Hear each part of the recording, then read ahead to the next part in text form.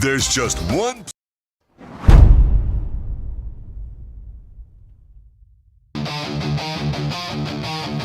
Mic checks echo, I'm the sound of the brawl. Canvas creaks, flesh slaps, bodies rise and fall. Steel cage dreams, no escape. All pain, blood stains mixed with the sweat and the chain. Adrenaline surging my veins, spit fire.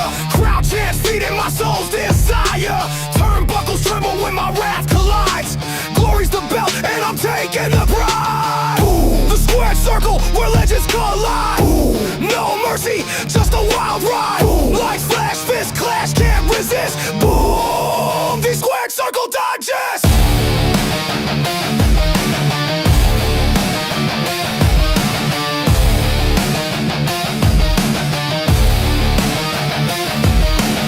Pyros ignite, shadows dance in the glow. Ringside roar, it's a gladiator show. Chokeholds tighter than the grip of the night. Climbing the ropes to new championship heights. The mental battlefield, no room for doubt. Every move calculated, every scream a shout. The bell tolls louder than a sinner's regret. This is the place where the bold never forget. Boom. The squared circle where legends collide. Boom. No mercy, just a wild ride. Boom. Lights flash, fist clash, can't resist. Boom. The squared circle digest. Boom. The squared circle where legends collide. Boom. No mercy, just a wild ride. Boom. Lights flash, fist clash, can't resist. Boom. The squared circle digest.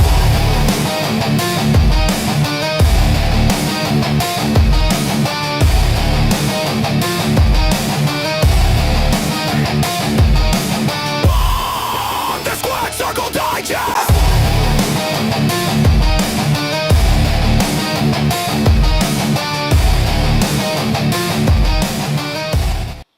Oh, we are live. It is Wednesday. It is 7 p. The place to be. It is the Squared Circle Digest. I am Sean Stanley. As always, joined by the great Frankie Fresco. How we doing, sir? I don't think I'm online. I can't see myself. I see you perfectly. Really? Let me go out and then come back because I don't see myself. All right. Well, then, ladies and gentlemen, it is I, Sean Stanley. Frankie Fresco is about to disappear, and when he comes back, he will be on the screen. We hope. We already got the chat going. Papa's in as well as Adrian, and Frankie Fresco is back. I can't. I don't see myself. It says offline on my area. I don't know why. I'm gonna send you a picture of what. Does anybody see Frankie? Does he exist? Is he John Cena? You can't see me. Hold on, it's so funny. I'm looking at the stream right now on YouTube, and I could see you guys can see me, but yeah, I see you. For some strange reason on my end, I can't see myself. Look, I'm gonna send you a photo of what I am seeing, which is crazy. But okay, I guess again, it's just It's been that kind of way with me. It just sucks. It sucks because things keep getting worse and worse when it comes to me and my freaking situation here. So check your phone whenever you get a chance. I just texted you. I can't even see myself. Waiting for it to come in now, but yeah, but you're there, man. I just checked X to make sure as well. You're coming across, man. You're there. The yellow outline, everything, buddy. Yeah, I see myself there. I do see myself, so I guess I'm ready to go. I apologize, guys. I really apologize, and I'm sorry about last week. Unfortunately, last week the situation that happened was your boy Frankie Fresco was involved in a serious injury. You guys know that I play soccer, and I took a really, really bad hit on my forehead. And I had a huge hematoma right here. Not a lot of people have seen it. I've been hidden. I've been like kind of staying very, very like hidden. I don't want people to notice it. And then obviously just putting on a lot of, ice bag and like an ice pack to help obviously the swelling go down. It has gone down drastically, but unfortunately it ran into my right eye. So I don't know if you guys can see, but I still have kind of a little bit of a black eye. It's gotten a lot better compared to where I was, but I had to DJ a wedding on Saturday, which was funny. And I mean, look, guys, you guys could judge me. I'm an open book. I'm transparent. I had to go. I reached out to my mom. I said, "Mom, can you help me out here, bro? I need to put something on my eye that way I could kind of like this. That way people can't notice that I have a black eye." So she Yeah. helped me. She put me some makeup on. So you can call me gay. You can call me whatever, but you gotta do No, what dude, you gotta do what you gotta do. You gotta get gotta that do. money, man. You gotta do Oh, what you gotta do. So I went ahead and she put some makeup on my right eye, and it didn't look so bad. It looked pretty good. It looked pretty, and my glasses do cover it a lot, so yeah. I was able to kind of like work around it, and thankfully, I was able to do the DJ gig, and everything went well. But I don't know if you notice it, but if you do see, of course, Adrian, um, you're gonna see that my right eye is a little bit dark, and that's because of the bruising. So hopefully by the end of this week, hopefully by Friday, it should be 90% better. I hope. We'll see. Yeah, hopefully, man. Hopefully. But yeah. We got besides you getting knocked around, we had a pretty good week of wrestling as well. We got an AEW pay-per-view that we'll talk about. I will tell you right now, I've seen bits and pieces of it. I did not You get didn't a chance to watch the whole thing because I was busy getting my ass kicked in bowling this Sunday, by the way. Yes. Oh wow, Yeah. where were you? Yeah. Adrian kicked my ass in bowling this weekend. Yeah. Oh yeah, that's true. Yeah, Shout out yeah, to Adrian. Thank yeah. you, Adrian. I know he invited me to go Yeah. also, but unfortunately, because of my injury, I didn't. I decided to stay home and Yeah, he had home field advantage. We played on these dude. It was crazy. I was curving the ball, and there was so much oil on the lanes, or maybe so less oil. My ball wasn't even making it down the lane. It was getting right in the gutter. wow. I did a strong 61 and a 63, I believe, was the finals there. But yeah, Jesus, it wasn't good at all. That's not typical of you. No, man, no, bro. Like I couldn't figure those lanes out at all. Not that I'm good at anyways, but yeah, I'm usually good for a good 100 at least. I think Adrian must have done something to the lane for you. No, bro. they were having problems too. It was crazy. Like even with the plastic ball rolling it would do right into the gutter, right into the gutter, right into the gutter. It was crazy, man. Crazy. I don't know. I don't believe Adrian. He's the type of guy that would go the extra mile just to sneaky try to sabotage you and not let you win. You think I thought it was you that would do that, and lie to us about how much bowling experience we got, and then come out in the afterwards and be like, "Yeah, guys, just kidding, just kidding." I've been in league for 27 years, man. I'm good. Well, I haven't been playing bowling all my life, but I played in the league here and there, but not as like you. Yeah. So. Yep. All right, let's dive into it. WWE, AEW talk. Jump in on the chat. If you're watching us on X or Twitch, jump over to the YouTube channels. We got two you can choose from, Frankie Fresco or Stanley Media House Network. Either one of those you can jump on, hit the subscribe, jump over to the other one, hit the subscribe, the likes, notifications, and everything. Every Tuesday/Wednesday, we are here on the air talking the world of wrestling. WWE lately has they've been referencing a lot of AEW, more so Chris Jericho, but CM Punk did reference some people too, and now it's got people and conspiracy theorists thinking Chris Jericho's on the way. And why I say that is Seth this week, he said, "I allowed you in my inner circle." Conspiracy theorists thinking, uh-oh, look, I hear myself. The voices are in my head.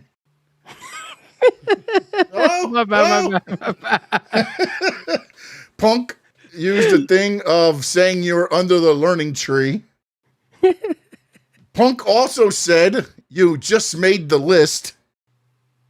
And then also, while he was doing the whole thing, he said, "I'm not going to call you Joe because my favorite Samoan is named Joe." Speaking of Samoa Joe. So, Frankie, a little lax there on now releasing more, or is it a manipulated usage of AEW references? I mean, I don't know, dude. Like it was interesting the way that they're using AEW references. Shout out to Samoa Joe. Yeah. I think it's his birthday, right? Wasn't it his birthday? Yesterday. Yeah, so maybe that's why he referenced him. And then when it comes to Chris Jericho, it's just a matter of time before Chris Jericho Yeah. makes his way to WWE. So that, these references are pretty, I guess, cool, I guess, in a way. I just thought the promo kind of sucked. I thought it was terrible promo. And we spoke about this 2 weeks ago when I told you, I was like, what are they gonna do? And I thought it was kind of lackluster, man. I know that CM Punk laid out Roman, but you didn't get them to. I mean, look, man. CM Punk got mad because he called him old. Like, that's kind Well, of. you know what the original creative was for, right? What was it? Tell us. For him to go after Larry. Why didn't they do that? Because I just don't think that it's. Punk didn't give the okay? I don't know, man. I don't know. I think that's a touchy situation, man. That would. If you go after Larry, I think it's more than just one punch and I stand away.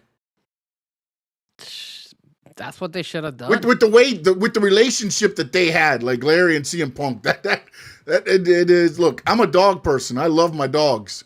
I'm not flying them with me or bringing them on a bus all the time with them to travel and everything else necessarily. But again, he sat at home with the Larry for a few years, so maybe that they got that there. But I don't mind the whole thing. I just think. I don't think the feud needs all these personal attacks. I feel like the personal attacks are to get them to WrestleMania because now he's basically got the whole Samoan dynasty after him. So now you can get CM Punk versus Jey Uso, CM Punk versus Jimmy Uso. Since Roman's not going to be at every Raw, the Raws Roman's not at, you'll probably see them battle each other, trying to, for Sika's name. And I feel like this was just a concerted effort to try to get to Mania because I don't think they needed any of this for the match. The story itself is if they just told the story of CM Punk and Roman Reigns, it sells itself to me. And again, maybe I'm wrong, but to me, the two of them, what they've done. Even, just the bloodline angle, the CM Punk with the pipe bomb and all that stuff, I feel like you could have done a better story than having to go after, I'm going to make you, I'm going to bury you next to your dad. That just feels like so forced and so desperate to me. Yeah, I mean, if he went after, obviously he went after his dad, but I mean, he took a low blow by going after that, but the only way you could compensate for that is going after the dog. That's why I'm a little bit surprised that they didn't do it. Like if it's CM Punk, maybe they hold off. Maybe it's like too soon. Let's do it as he gets closer. Because to me, again, as I said, with the relationship that Larry and CM Punk had, I feel like you're gonna have to drag me off of beating you down. That's not one punch and then I stand over you or I stand back like, you got in my head. That's an attack. Well, then don't use that you're old because it was lackluster. It sucked. It wasn't a good. You got pissed off because somebody's calling you. Well, old? it's where he always said he told Roman, "I'm in your head." By the end of that segment, Roman was in his head. Because he told him that he was old. He's old. Yeah, but again, that's the dynamic of the angle was, maybe, for Roman, it's, you think you're in control. I'm going to show you I'm in control. Again, and by the end of the segment, you saw that Roman was in control. He was smiling. He's laughing. He's getting up. He's like, who's in whose head? Exactly what he wanted to do. But that was ass. That wasn't good. It was. I mean, I know. You still got 5 weeks, bro. Like that's what. Like, I understand. I feel like they're so desperate because everybody's talking about ticket sales and this and that. Dude, right now they're just gonna. I mean, with what they've already sold, they've probably beat last year's gate, and now they're just papering whatever's left. But they've gotten desperate. I mean, let's just go ahead and start with the WrestleMania. Let's throw out what we were going to talk about at the beginning now. Let's just start with the WrestleMania 42 build here. Because I feel like this is desperation. Like I can't believe that this was where they were going to go as quickly, I guess, is what I mean by. I'm not going to say Orton, Cody Rhodes wasn't the penciled in for WrestleMania, but the attack that happens 6 weeks out from WrestleMania, why? Then you have Randy Orton come on Raw. Michael Cole's like, hey, Randy Orton's going to give us some time. He's talking to somebody. Yeah. Now it's this mystery caller. And now all of a sudden you got that involved in this. Like, how much are we, like, how desperate are we going to get here to try to sell some tickets? You already have 39,000, 40,000 people there. Like, you're 31.6% off on 316 days. I mean, it's getting desperate to me, what's happening here. And we won't even get into what started the show. We'll get into that in a little bit. But that was even, to me, again, a move that I thought and we thought was going to happen, but felt desperate the way it went down. Here's the issue with I have with the WrestleMania card right now. And Adrian points out that there was a lot of injuries. They had to change the card and all that stuff. When you have good people who are making good storylines, you could make a left turn and make it relevant and make it entertaining.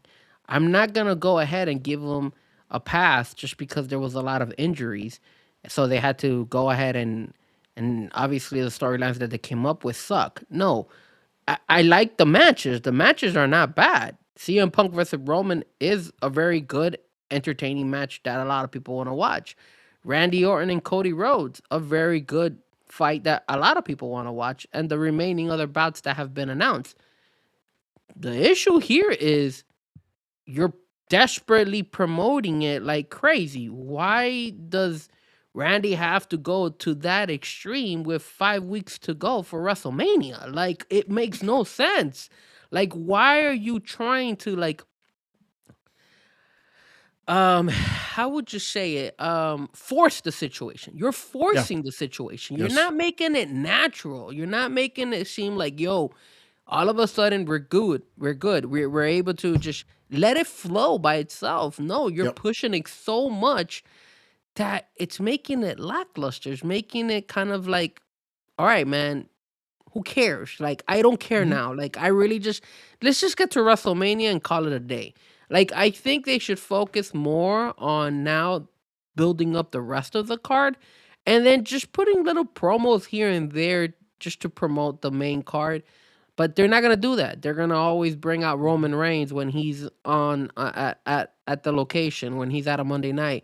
They're going to push now Randy, and look what, I mean, people are saying, hey, The Rock was talking to Randy Orton. Maybe not, that could be a gimmick, or that could be another story that they want to put out there, that The Rock is going to get involved. Again, they're forcing it, and I don't find it entertaining. I find it very, very sad, and it's disappointing because, like, didn't Road Dogg quit? I think Road Dogg quit, right? Yeah. Like, well, I mean, they're going to be quitting, bro. You can't do this.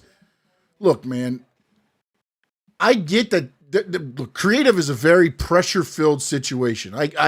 You have to come up with stories for all these men and women and tag teams and everything else and make them make sense. But then you get the added pressure of TKO being, well, if we're paying this guy, we need him to do this and that guy needs to be there, and this guy needs to be there, and this. I feel like they're pushing things up that doesn't need to happen right away. Like there's things like, look, you could have done Cody versus Randy regular at I mean, I get it. It would be along the same lines of Cena turning on him.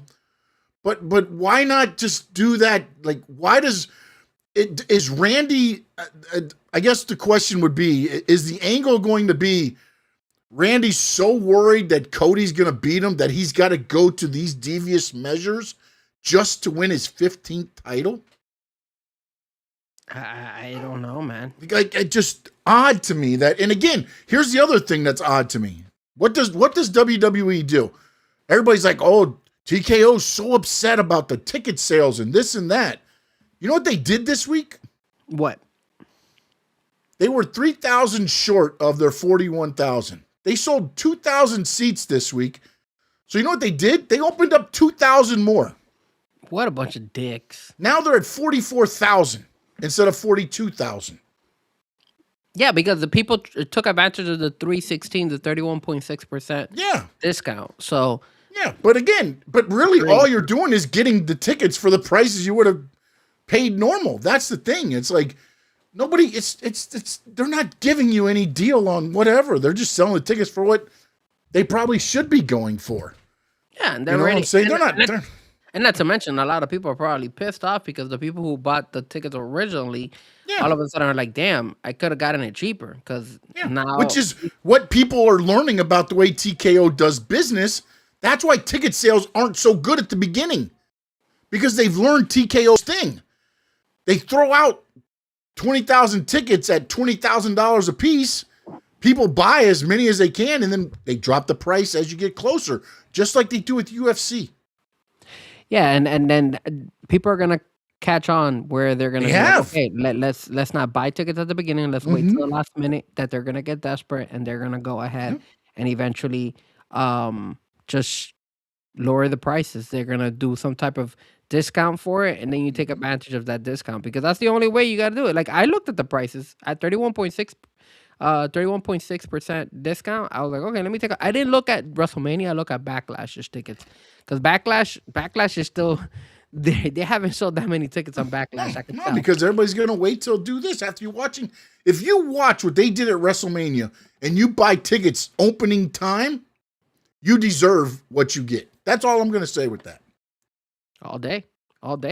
And then again, now when it comes to building up the matches for this WrestleMania, it's disappointing because, like I said, it's very like forced by everything. And here we go with obviously the Paul Heyman and the Brock Lesnar and the Obafemi, and then building this crap up, and it's just like, man, how much are you guys doing here? How much are you guys trying to go ahead and force it on the fans to desperately go by? Because at the end of the day, bro, I'm not so excited about WrestleMania. This is the first time in a while that I'm not excited about a WrestleMania, bro. I don't really. I mean, I don't really get excited about PLEs or pay-per-views and things like that. I mean, I like when they do the storylines longer. Like this one, I feel is almost as if they don't know what they really want to do. They're keeping everything open. It's not, like before you knew, okay, Cody's winning the title at 40, at 40, you knew Cena was probably winning the title at 41. This year you look at it and you say, does Roman beat Punk? Does Randy beat Cody? Or does Cody beat Randy and Punk beat? It's not necessarily any of the big, the men's titles necessarily will change hands here. Now, I think Randy will win because I think Cody's better chasing than as a champion, honestly. I mean, I hate to say it. And I know the Cody haters will hate that because then he'll be chasing for the title all the time. But I think it adds to more of the show and when he's chasing than when he's the champion. I mean, now did he deserve that beatdown he got there? It's this close, like, and then, all because, he was like, how did he word it? I know the voices in your head are saying this, but I want to say thank you for all whatever. And then, he was like, it was supposed to be easy because he wanted to be Drew. He didn't want to have to do this to Cody. He wanted to do this to Drew. Yeah. But Cody took that away from him by beating Drew. And again, well, it's not his fault. They put him on that match. Yeah, but the thing is, I guess apparently Drew is going to film Highlander right after WrestleMania. Okay. So I think that and again, and now people are like, well, they just wanted Cody to chase it during Royal Rumble and in the chamber, and then he was, however you want to hear it. I don't know what the whole thing is there, but that's where they took the title off of him when they did, because they wanted Drew to have the title and Cody to kind of chase it for the 2 months leading up to WrestleMania. He was always supposedly supposed to have the title and go in to face Orton at WrestleMania, if that's what you want to believe. I don't know, man. I personally think a 4-way match would have been better for me than what we're getting here, because then you don't have to do the change so quickly with Randy. Like, yes, he snapped, and then he's got a phone call. Like, if it's not Aleister Black, honestly, none of this makes sense, because Aleister Black has been the one on SmackDown telling him, listen to the voices in your head. Do this, do that, listen to this, listen to that. And I get it. At the end, he says there's more than one royal family in wrestling. So that tells me, like, there's only a few people it could be, if you look at it that way. Yeah. So who would be his royal family? It could be his dad, Cowboy Bob Orton. If you want to go family, Orton family. It could be there. I've seen all these things come out, but when you say the royal family, it makes you think: could it be Shane McMahon? How would be? Because Cody's whole thing with there's more than one royal family in wrestling was a shot at Vince McMahon. Mm. And the McMahons, there's more than one royal family in wrestling. Boom. And then I like Bully Ray's idea. I just don't know that WWE could pull it off and have it be Charlotte Flair. So you have Flair and Orton together and get Charlotte out of this whole thing. If you're not going to turn her and have her face Alexa Bliss, just stop whatever the hell that's going on over there on SmackDown. So kind of make like families from wrestling, like combined with Randy Orton. Well, yeah, they're doing that in NXT. Kind of like what about if you put Natty and the Hart? I mean, it could be the Hart family. That could be too. That's a good one as well. Yeah, but it's got to be like somebody like that though, if you're gonna say that line, because you can't do like that and then bring out William Regal's son. Which nothing against them, but again, the Regal name doesn't hold that royalty like Flair, Rhodes, McMahon. Now Randy Orton, Cowboy Bob Orton, his father. So there's parts of it, but again, you've added that in 2 days. It feels desperate. On SmackDown, Randy snaps. On Monday, he's on a phone call with somebody secret. You didn't even give it a week to sit. No. And now you've got 5 weeks of building it. And if I'm Cody Rhodes, dude, you got laid out. As soon as you're able to, Randy Orton's got to pay for what he did. I'm not waiting till WrestleMania. That makes no sense. If you play it out that way, unless he's off TV until WrestleMania. Yeah, I don't think he'll be off. Then you can do that. I don't think he'll be off TV, but he definitely could be at least off for maybe a week or two. Probably they could buy some time. I mean, but I don't think they're going to do that. I don't think they're going to do that. I don't either. I feel like they're in desperation mode when they don't need to be. They've sold 40. There's only like 1,100 seats of that. I mean, what? You're way over whatever last year's total was, because I saw the seats. That the price of the seats in the front row were going for $35,000 to $75,000 a piece. Yep. I mean, how much? What do you need to sell? Like, and then as soon as you get to close to what you were selling, now you've added more seats and more sections. Like, again, the greed doesn't stop. It's just really bad when it comes to that greed, and it also tells the wrestling fans, this is how greedy you are. So you know what? You're gonna make us, or you want to take advantage of us.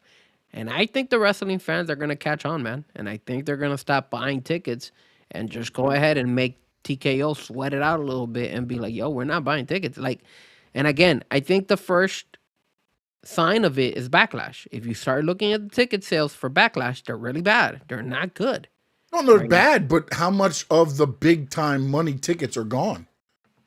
The first few rows, because that's where they make their money. They don't care about the upper deck and all that stuff.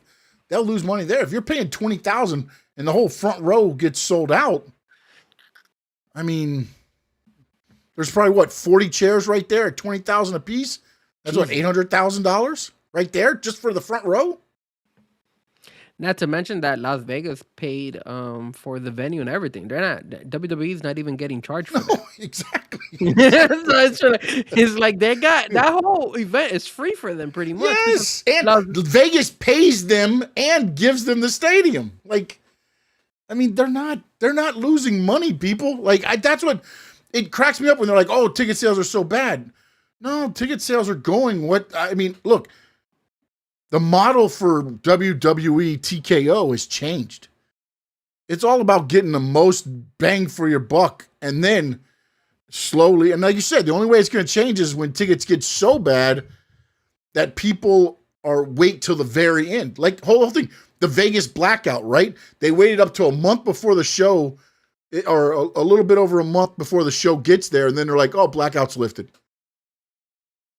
Well, that's another thing. It also affects Las Vegas in the sense that if they don't take out that blackout, a lot of people are not even going to travel to. They did. They took it out already. It's been dropped. Really? Yeah, there's bars and stuff that were promoting that they're going to have WrestleMania. Oh wow, that's news. Now, I don't know if they had to pay a price to WWE, but there's a few bars and things that are saying they're going to have the WrestleMania that had been lifted. It has to. I mean, I'm not gonna lie to you. At the end of the day, WWE is not the only one that makes a profit out there. I mean, all these indie shows go over there. There's multiple shows. There's Bro, do you clubs. think WWE TKO? I mean, WWE maybe, but TKO, WWE under the TKO banner, they can care less about those groups. Oh yeah, I agree. But I mean, when it comes to the city of Las Vegas, I would understand if the hotels, the bars, and all those people complain, saying, "Hey, man, you're bringing this over with the expectation that we're gonna all make money, and now nobody's making money, only TKO." So, yeah, and again, too they're late not now. gonna- You already paid your money. Just don't bid next year. The next time, don't bid. But again, I think that was all a ploy. It was all a thing to make it look like, okay, because again, they got desperate, man. The only match that I feel like is getting a good enough build, honestly, right now is Rhea and Jade. Yes. Because they're slow walking it, both of them. And again, Jade's promos, a little bit rough at times, but she's getting her point across. And Rhea at the same time. I don't want them to touch. The only time I want them to touch is about 3 weeks maybe before WrestleMania. And then Jade lays out Rhea. And then when Rhea tries to get revenge, she goes every time she ducks out. And then they meet at WrestleMania. What's up, Ryder? Yeah, right. How you doing, sir? No doubt. Also, I saw you in there. Let's see you guys. Here's the issue with the whole Jade Cargill and Rhea Ripley. They're making Jade look soft out there, bro. They made her this huge storm, this huge thing. Rhea comes out, challenges her, and then Jade just walks on, be like, "Nah, I'm not touching you," and all that stuff. Like, yeah, whatever, bro. Like, they're making her look weak. And she's the champ. Yeah, she's the champ, though. I'll get you when I have to get you. I don't need to. Why do I need to go after? It just looks like it looks. She's coming. They're coming across like if like Jade is afraid of Rhea Ripley. That's what I'm getting from it. That's what I don't like about. Oh, she's outside the ring laughing like when Rhea said, "I'm gonna make you my bitch." She was like, "Ha ha! I see what you did." Nah, they're mocking her, man. It's an old heel trick. I mean, it's the oldest heel trick in the book. I get it. But for me, I just feel like they're putting her. It just seems like, to be honest with you, the only thing that holds Jade is that she has the belt, because it really does feel like Rhea Ripley has the upper hand no matter what in this match, and it looks like she just dominates Jade when it comes to this promos and to selling this fight. It just looks very. It's true though. Jade has a long way to go on the mic, but she is at least, pulling the part to where she is talking the talk with Rhea there, So for me, I think the whole thing is one of these times Rhea is going to think, oh, okay, she's going to leave again. And then Jade's just going to nail her from behind and take her out. Because she's, setting her up. I've always left. And then bam. Here's the problem, Sean.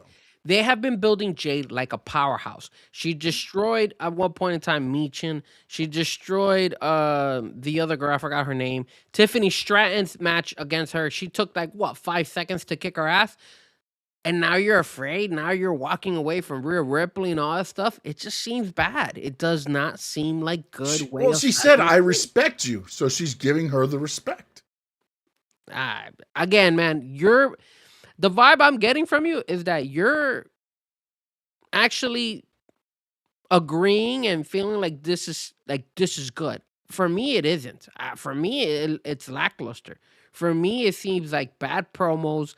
Bad way of selling the fight. Now, granted, again, I think the fights are not bad, but I think the way they're selling the fights are not the right way. But you can't have everybody coming out and killing everybody and punching everybody and fighting. Like, what do you want them to do though? Then what would make this part be better for you? Because to me, the slow walk and the respect that they supposedly have for each other, and that you slowly seeing it get rid of by Rhea this week, because Jade Cargill said to everybody, "I'm the one that's on top." Supposedly Jade didn't know Rhea was there. Then Rhea's music hits, and then she comes out.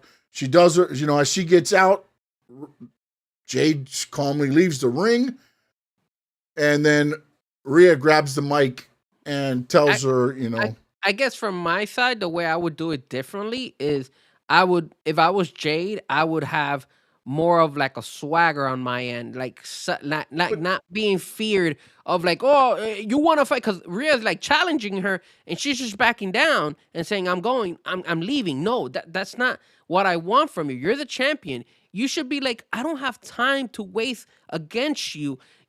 I'm the champion. I'm who I am. I don't need to fight you. That's what she does when she walks away, though. Like, I don't. No. She didn't run. Like, she ain't powdering out and leaving. It looks like Jade Cargill is afraid. Like, she's walking away and afraid from getting hit by Rhea Ripley. That's what I'm getting from it. I don't see her either. It's the way the promo's being told by Jade Cargill and Rhea Ripley, or the way they're telling them to do the promo. For me, it doesn't feel like it's an even match. It feels like Rhea Ripley already has the upper hand on Jade Cargill, and Jade Cargill is the champion. That's why I'm like, man, what is this? Like, again, it's not selling me where I'm like, yo, this is really good. Go ahead, go finish. Sorry. No, I mean, and again, it's just something that I feel like needs work. I don't think they're doing it right. I would have thought that they would have had them in equal levels. And the reason I say equal levels is because of the way they brought Jade ever since she beat Tiffany Stratton. They made her like a beast. Like, she's not afraid of anybody. She's the baddest bee in the world and all this stuff. But then all of a sudden, it looks like you're afraid of Rhea Ripley. Like, who is Rhea Ripley? You've been walking through everybody. Screw Rhea Ripley. You're the champion. I don't need to waste my time on you. That's the way I think she should carry herself. Now, I don't know if that's the way the promo is or if it's on her, but I think the way she should be carrying it is like saying, look, I don't have to waste my time on you. I'm the champion. Walk away. You get out of my ring. Push her. Make her feel that, hey, look, you're nothing compared to me. You were the past. I am the present. I don't think they're selling that. I think what they're selling is, hey, Rhea Ripley is bigger. I'm going to kick your ass, Jade. And Jade is like, ha, ha, ha, I'm the champion. I'm just going to walk away. You're not going to touch me because I got the upper hand. Upper hand of what? You don't have no upper hand. You're walking away. You're being a little bitch. Just be yourself. Be the bad bitch that you've been. And I feel like they're not selling that fight either correctly. I feel but again, Frankie, we're 5 weeks out. If Rhea Ripley is pushed by Jade, so what? Rhea's just supposed to be like, oh, okay, let me leave? She's got to fight back, and then now you have a fight. I agree. And my whole thing is this. I don't think they want them two to touch each other, because then you take away from whichever one. Like, to me, Rhea needs to have a match on SmackDown, and Jade needs to attack her and leave her laying and stand over her. Here's the thing. When you look at how Jade and Rhea Ripley is being sold to us, and then you look at how Roman Reigns and CM Punk is being sold to us, that's what outside of the Yeah, but stupid, see, "Hey, I'm old." no. But that's apples and apples and No, oranges. no, it Yes, yes. Because here's the thing: CM Punk has established himself as a superstar. Roman Reigns has established himself as a superstar. Rhea Ripley has established herself as a superstar. WWE is still trying to push and get Jade to superstar level. Then she should never have been the champion, and this should not be the fight that should be given to us at WrestleMania, if you feel that way. That's being Well, honest.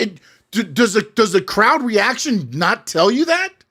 When Rhea's music hits, that's a superstar reaction. I understand that. That's why when you see that her go to the ring, it makes Jade feel so much smaller. Because she's not on that level. They're trying to make them on the same level, but they're not. So do you feel that this match is the wrong match? They should have never had the belt on Jade Cargill. It should have been Rhea Ripley against somebody else. Yeah, I mean, until you had Jade, like, I think that the whole thing was it was supposed to be Jade against Bianca. Bianca ended up not being ready. So then they panicked and they made Rhea another star without having a plan. They tried to make it look like a plan, but... And they should have made a three-way for that match. I agree, but they're Bring trying in to do somebody this else. now. They're trying to do like a 5-women tag team match. Like Yeah. they're trying to make all these women matches that, to me, I don't think need to be made. Man, like like they're gonna put a Tiffany Stratton against Julia is being talked about for the U.S. title. You got that whole scramble for the tag team titles. You're gonna have the heavyweight titles on each show. So you're looking at about 4 to 5 women matches in the 2 nights. Yeah. Yeah. And what did you think about what happened on Monday with this whole Obafemi and Brock Lesnar? Because again, I one so and we talked about this, right? Yes.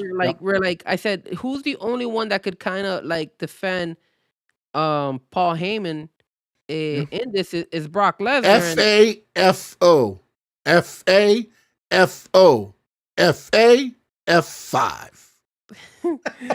So Dude, Heyman, for real quick though, man, that dude just lives the gimmick, right, man? He came out red eye, blood red shot eyes, thought he had pink eye. He ain't shaved in damn 2 weeks, probably. yeah, Looks disheveled as hell. Friday and sleep. And oh my goodness, dude. He just like it's amazing. And then he does that, dude. I thought, and real quick, I know we discussed here. I thought the segment was killer, honestly. I do not like the fact that Obafemi is versing Brock Lesnar so early. Again, as I said, this is desperation to me. The only way this makes sense, because I don't think Obafemi beats Brock Lesnar. He has. This is the problem. This is my problem. Because I heard the whole thing with Brock Lesnar right now is at WrestleMania he's going to have a slow, steady, like Undertaker type streak. Not ever get to what Undertaker did. But when he does lose at WrestleMania, he's done. Okay. So if Obafemi is that person to start this, then Obafemi needs to be the person to end it. That's the only way this makes sense. Okay, so for me, honestly, the only do I like the match? I do like the match, Oh yes, of course you can. How can you not? but only if Obafemi wins this. And the Yeah, I only don't way think I that's could gonna happen. feel that Obafemi could get and win this is you have to include Seth Rollins in this match Yeah, as far yeah. as like going ahead and costing Brock Lesnar the match. Not this run, not this, hey, he's gonna take like an Undertaker run and win a couple of these matches from WrestleMania for the next couple of years until he finally retires. No, I feel like now that you brought in Seth Rollins into the mix, I don't expect him to be in the match, but I expect him to interfere in the match. And then that's how Obafemi eventually gets the win. It won't be a clean win for Obafemi, but it's still a win for him. And I think that's the only way you could salvage this whole story between, hey, Obafemi versus Brock Lesnar. Because Yeah. now you could involve Seth, and then all of a sudden you could lead up to Seth maybe against Brock Yeah, for but future of the pay-per-view. I don't want to watch that again either. I've seen that. I mean, it's one of those things to where, like, I agree with you. I think, and I believe that what I saw too was before all the injuries, so things may have changed. But if they did in this light, like, Brock Lesnar's a team player. If he takes the L at WrestleMania, even with Seth helping him, that is a big a big boost for Obafemi. I mean, I just don't know that. Well, think about it. When Obafemi went against Cody Rhodes, who got involved? Drew McIntyre, right? Yeah, no, yeah, And yeah. it didn't cost Obafemi. But at and that didn't time, it cost was the Cody. NXT champion. He wasn't on the main roster at that point. Now Correct. he's on the main roster. Correct. But what you could So- do is you could have Seth get involved, and then there's a DQ and nobody wins that match either. So you could Yeah. play it like that in WrestleMania as well. Those are options that they're gonna have. Yeah, I but like the man, match. if you put this match and you, like, solely by saying, "Oh, winner by DQ," like, it'll be Goldberg, Lesnar, Stone Cold as referee all over again. I don't know, man. I don't know. You know what I'm saying? Like, I feel those type of vibes on this one, and I hope I'm wrong, man. I hope Obafemi does win this. I truly hope he does, but I just don't know how it works out in that way. If, again, I get it, Seth can get involved, but supposedly Seth can't really do anything, which is why he swung a chair, and you'll see the mask guy doing all the stomps and everything because he technically can't do anything yet, which is why the awkward Seth Brock face down and then Seth rolled out of the ring. Like, I don't know what he can. And again, I don't believe anything WWE says anymore after watching what they did with him to begin with that started this whole thing. So, Grayson Gregory, he says that I heard Hornswoggle was all elite. I don't think that's possible because I believe he has a WWE Legends deal that he did Yeah. back in 2024. So I don't think he's allowed to go to AEW. unless they took away the deal. I mean, Unless they took away the deal, that's the only way. But I haven't heard anything about him actually signing with All Elite. But maybe I'm wrong. Maybe there is something that they're trying to do. I just don't think they would. I don't think WWE would allow that to happen because Hornswoggle still is. Everybody knows who he is. So wherever he goes, people want to still take photos with him. I think he can still sell merch. He could still sell a lot of things for WWE. So I don't think they would do that. Now, going back to the WrestleMania matches, Stephanie Valkyrie and Liv Morgan, you got that other match and the way they're building that one up. Now, here's my issue. What's up with this whole Finn Balor situation? Because they turned on Finn Balor last week when we weren't on. And now you see Liv Morgan talking all this, saying that this was always the plan. So I'm assuming that this is going to lead up to a fight between Dom and Finn Balor at WrestleMania. But, I mean, the whole Stephanie Valkyrie, I mean, she beat Raquel. Good for her, I guess. I mean, that's probably like the third or fifth time they already wrestled one against the other. And then, you know, I don't know. It's kind of difficult to get a vibe of what they're trying to do now with Liv and Stephanie because I feel like they were doing a good job when Liv went ahead and chose her, but just like everything else, they did it so early, and they've had they these next upcoming weeks. I don't think they're kind of like projected or thought and said, "Hey, I think we're running out of material to keep building this up." I think like those promos where Stephanie came out and Dom and Liv were sitting and she called her a B and all that stuff. Those were all really good, but that was 2-3 weeks ago. And we still got 5 more weeks to WrestleMania. So it's like you're losing momentum on something that I felt was gonna be one was a good build up, and now it just you keep giving us, hey, Stephanie versus Raquel. That's it. And then Liv will eventually get her turn. Have a nice day. Yeah, I think this is one of those things to where the Roxanne injury hindered a little bit of this, the build, I mean. Because then you could have had Raquel and Roxanne basically doing what you're going to have Jay and Jimmy Uso doing for Roman and CM Punk. You would have them two kind of being matches for Punk leading up to Roman without Roman being there. Of course, Liv would be there, but you never touch Liv because you're too busy with Roxanne and Raquel. When she got injured, now you've only got Raquel. And then at the same time, you're trying to do this Finn Balor thing as well, where Liv now says, I'm the one that made the decisions. I let you believe you were the leader, but I was really the one pulling the strings there. However, you want to take what she said in her promo. That's kind of how I took it. And now the next part is going to be, like, I'm very interested to see on Raw. Pretty soon, you get a mixed tag. Where what I mean is, Dom's going to get involved with Stephanie and Liv at some point, I believe, before WrestleMania. And of course, Finn Balor's music's going to hit.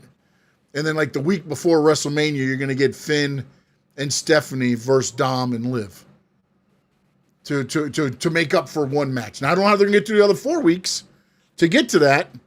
Because I don't know that, again, what do? Have Stephanie just keep fighting Raquel? That's over. Yeah. It's over. I mean, I don't know how many more times you can do that.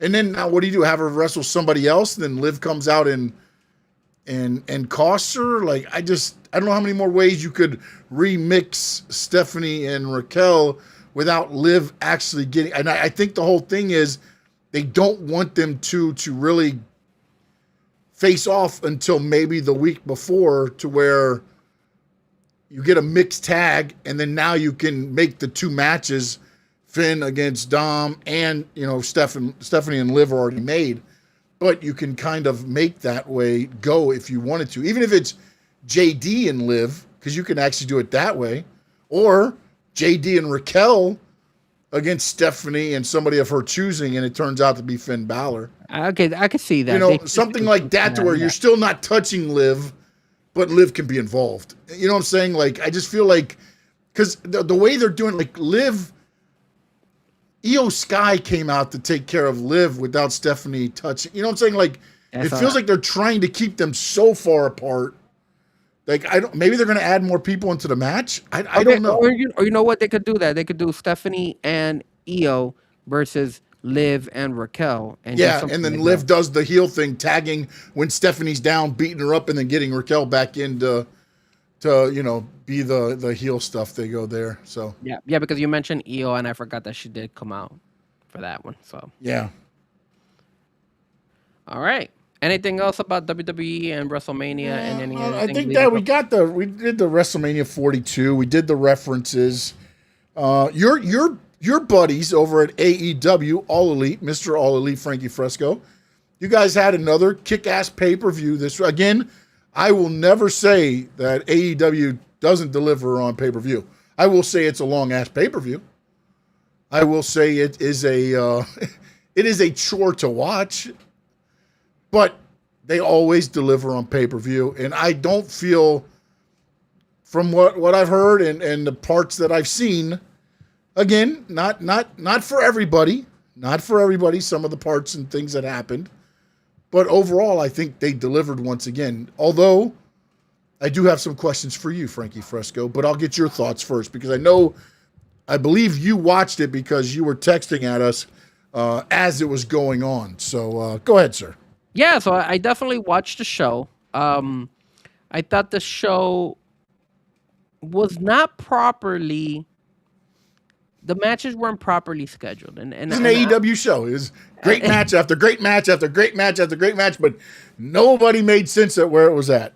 it made no sense because, okay, you had the return of Christian Cage and Edge, aka Adam Copeland, baby, get it right. Adam Copeland, aka Edge.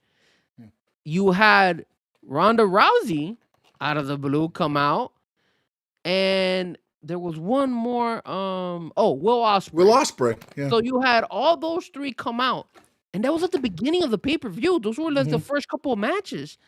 That kind of then later on you had the women's match, which was like stuck in between. That made no sense. I guess it was like a bathroom break.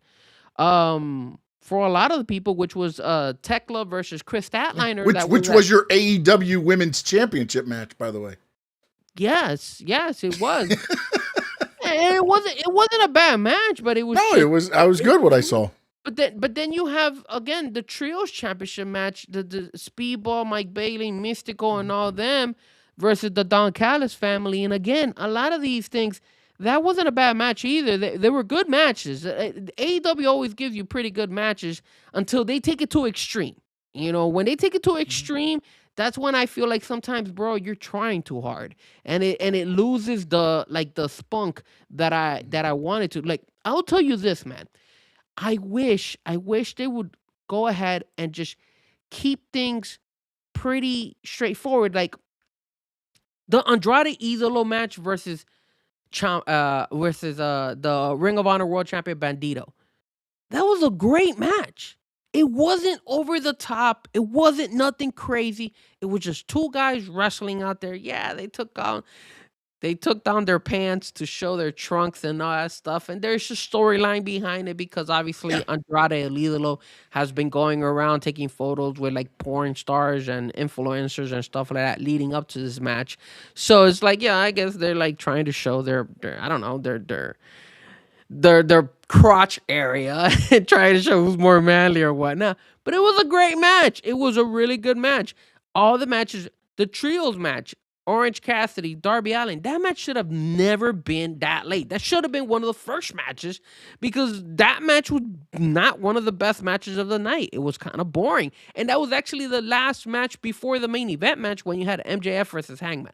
So, just like I do with WWE, I got to give AEW a grade. And if I have to give an AEW grade for this pay-per-view, again, man, the matches were good, but I just felt like it was all over the place. I felt like they got the parts that they needed to get all over. You know, you should have had Will Ospreay probably been towards the end of the actual pay-per-view. You should have had Adam Copeland and Christian come at the end, not at the beginning. The Ronda Rousey at the beginning is cool, that's fine. And then again, we don't know what the hell is Ronda Rousey doing. Like, is she back in MMA? She's supposed to fight Gina Carano, and now all of a sudden she's in AEW, trying to go against Timeless Tony Storm. So I don't know. I'm gonna go ahead and this is gonna be a weak grade for me because I usually give AEW pay-per-views. I'm gonna give it a solid C. I feel like this pay-per-view was just all over the place. Yeah. And what I didn't like was the fact that they were trying too hard. The whole Hangman MJF match. Look, man, we know that that AEW is over the top, but come on, man, like putting. You don't like the syringe through the jaw or that stuff? Syringe through the mouth. That is so indie, dude. Like, come on, man, stop it. Like, I don't need to see that. Like, it definitely shows me why, and it tells me why AEW is second and not number one, or not nowhere near close. Because if you have to go through that extreme, that's kind of sad. Like, I'm not buying this anymore. I'm tired of it. Like, I don't need to see a syringe to somebody's mouth. Yeah.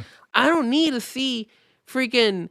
Again, grabbing somebody through the chain and hanging him up, and then Hangman, and then after Hangman passes out, he falls and his forehead hits the crap out of the camera, and it has the blood stain of the camera. Are you serious? Like, are you guys going this extreme? Like, what is this? Like, look, They gotta be different, man. They gotta be different, bro. I like AEW, but Yeah. dude, Well, no, the thing is, bell to bell, the matches are gonna be great on a pay-per-view. They haven't figured out. And again, here's the one thing, man. You bring out Ronda Rousey. Big surprise. Okay. And again, I'm not sure what order they brought him out. But then you bring out Copeland and Cage, so that diminishes Ronda Rousey coming out. yeah, Then you bring out Will Ospreay, that diminishes everything going on. Like, I would have saved Will Ospreay to tonight. You know how I would have opened up tonight's Dynamite? I would have had John Moxley open the show, coming out, hitting all of the Death Riders on the way to the ring, right? Then, when he wins, I would pan to the back and all the Death Riders be laid out. John Moxley in the ring, looking at the Tron and everything else. His guys are laid out. Then I would have Will Ospreay grab the thing and be like, I'm back, and start heading to the ring to take on John Moxley.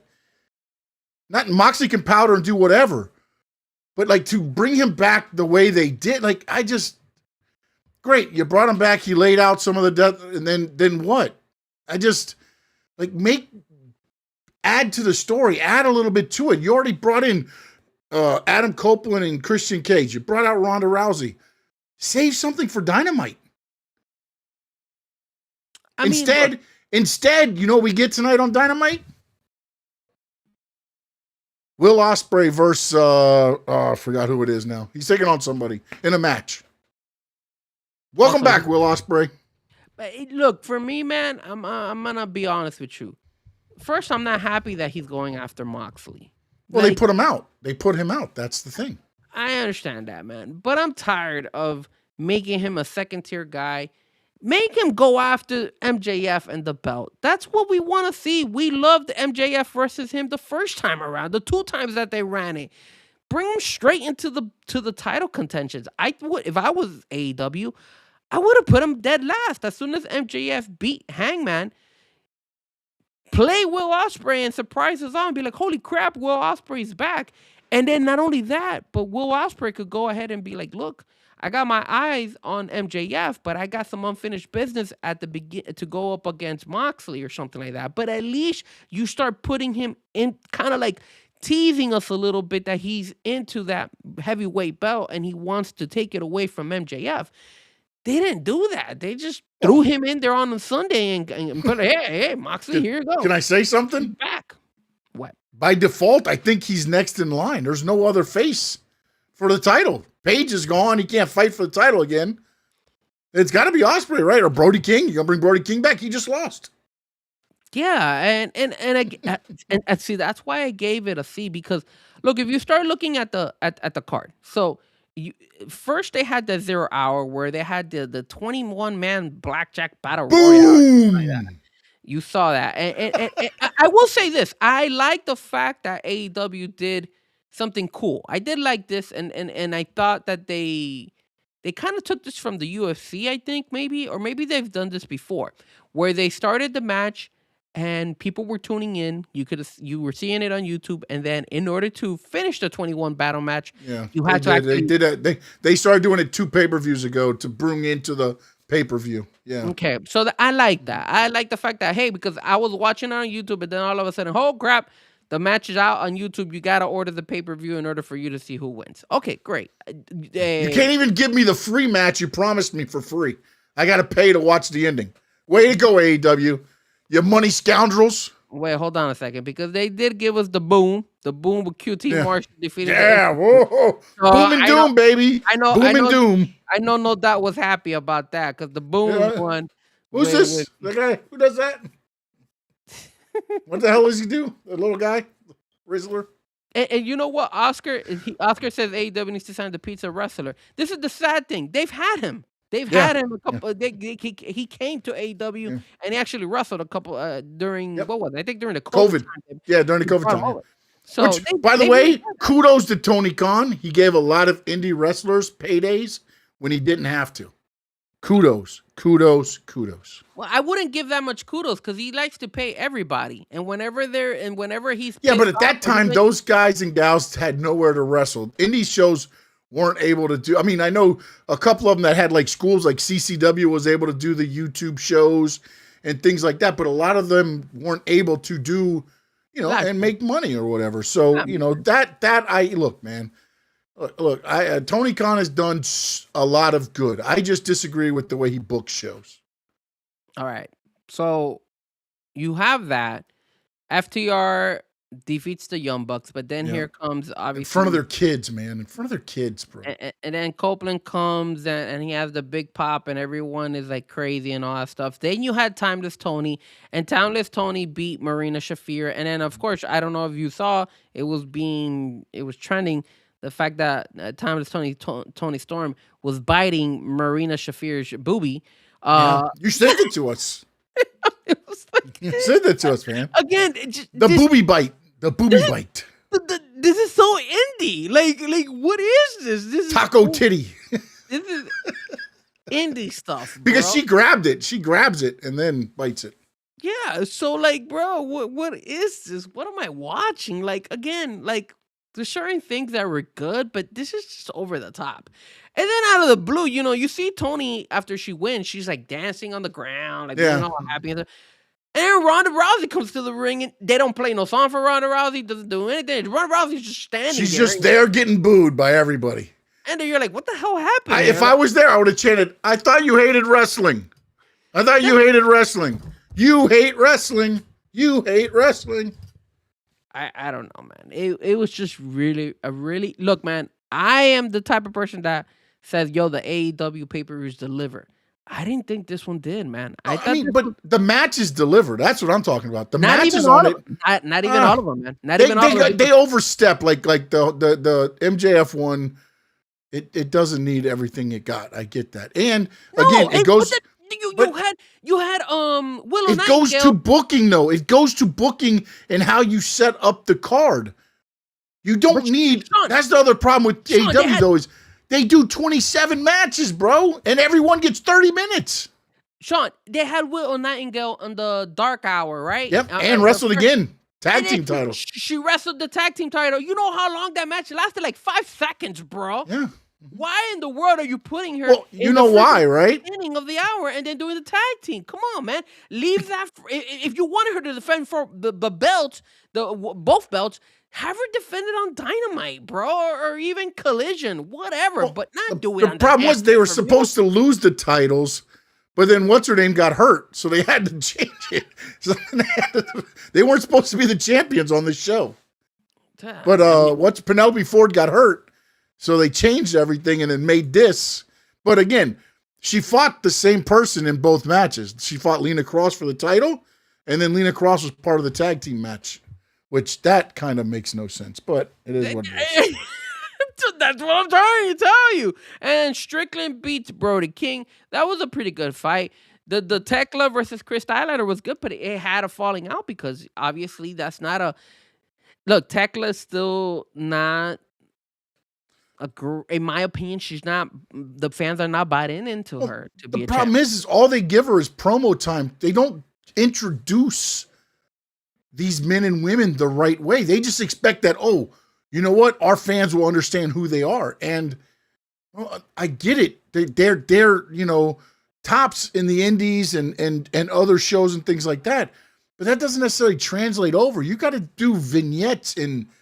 Packages and things like that, and to their defense, she has been wrestling a lot in AEW. I think she's probably been there now for a year. Yeah, but it's not wrestling. I mean, wrestling wise is whatever. People know. Give us a backstory. People don't get invested by the ring work. That's the problem that AEW has. Nobody invests in it. You can be great in the ring, but people are going to say what I say about the pay-per-view. I know they're going to deliver because I know every one of them can deliver in the ring. But that don't mean I'm going to spend my money on them because I'm not invested in a single one of them except MJF. and Swerve or something. But I mean, there's not. I'm not buying 27 matches for two guys and gals that I want to watch. Tekla is a good wrestler. She knows what she's doing. She just doesn't have they haven't built her up to where, like, she's like Jade Cargill. She's a champion that has not been built up correctly. And they're just trying to feed us this just champion, and it's not working, in my opinion. Then, and I'm trying to go through one here, the trios match, which you had Speedball, Mike Bailey, and Kevin Knight, which was cool. They came with the mask, just with Mystico and all that stuff. But after the match was over, Mystico won. The Speedball and Kevin Knight all won. They beat the Don Callis, Okada, Kyle Fletcher, Mark Davis. And then they announced that they signed freaking Mystico to AEW. Another guy that AEW steals from somebody else. From CMLL. From their CMLL. When I see that, I'm like, dude, like, if I'm another wrestling organization, I'm not doing any business with AEW. They keep taking everybody's wrestler. Like, I'm like, are you kidding me? Like, when I saw that, I was like, I'm happy for Mystico. It's great. But come on, yeah, man. But also sometimes when they say that, though, they may have a dual contract where AEW's paying some and CMLL is paying some, but they announce them as all elite, but they're going back and forth. Kind of what they're doing with the AAA and WWE guys now, like Santos Escobar, who now tore his tricep, so he's out for a while. But he was signed to WWE, but he's going to be more on AAA. I mean, I just hope that they still keep Mystico over in the Mexico one, because if they put Mystico in AEW, Dynamite, and Collision, and then you have him fighting Bandito at Ring of Honor, who I had no idea Bandito was the Ring of Honor champion, that's gonna be sad, bro. Because Mystico, he's been the champion for a while. He has been, which is the sad part. And then and again, like, it's just a lot of things that you wish AEW would do differently, man. But Barry, I was disappointed. Like I told you, I'll give it a C because of the fact that I like that. They brought back Will Ospreay, Copeland came back. You had a really good match between Bandito and Andrade El Idolo. There was some really good matches there. But man, bro, then the order sucked.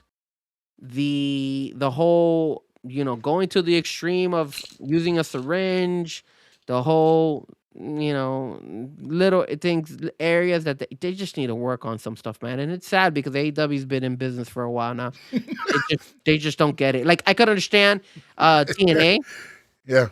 But I have no idea how in the world. Like, I'm watching TNA, right? And if you guys, I hope you guys are tuning in to TNA, because TNA is being smart. TNA actually brought in this guy from Europe. What's his name? The guy with the really good song, Bang Bang Sosa. Ricky Sosa. Ricky Sosa, who I feel he's gonna be the next biggest star, and supposedly he's only 21, so he's a very young kid. Sosa, bang bang, Sosa, bang bang. Well, I think you're a little bit off, but yes, it's whatever. It's close enough. Bang bang, Sosa, like that. That's how. Oh, there it is. I knew it was Sosa, like something like that. Yeah, my fault. But he was actually, he did a little social media thing with Mercedes Moné, actually. So I don't know. And again, he was in TNA, and they did a good job with it. And I've been looking at TNA's show, and it has been getting better. It's getting better. They're doing a lot better than day one. AEW hasn't. AEW still does the same dumb mistakes that they've done since they've gotten worse. Because I thought I always feel like they were so much better when Cody was there. And then once Cody left, I think Cody kept it more wrestling instead of like jumping the shark on some things. Because now I feel like it gets to a certain point and it kind of jump like off. Eric Maria says, you know how long Bandito's been champ? He beat Jericho for the Ring of Honor title. Think about that. I didn't even know he beat Jericho. All I remember, the reason I found out that Bandito was the champion. Eric, thank you for tuning in too, man. I appreciate you. You appreciate it, Eric.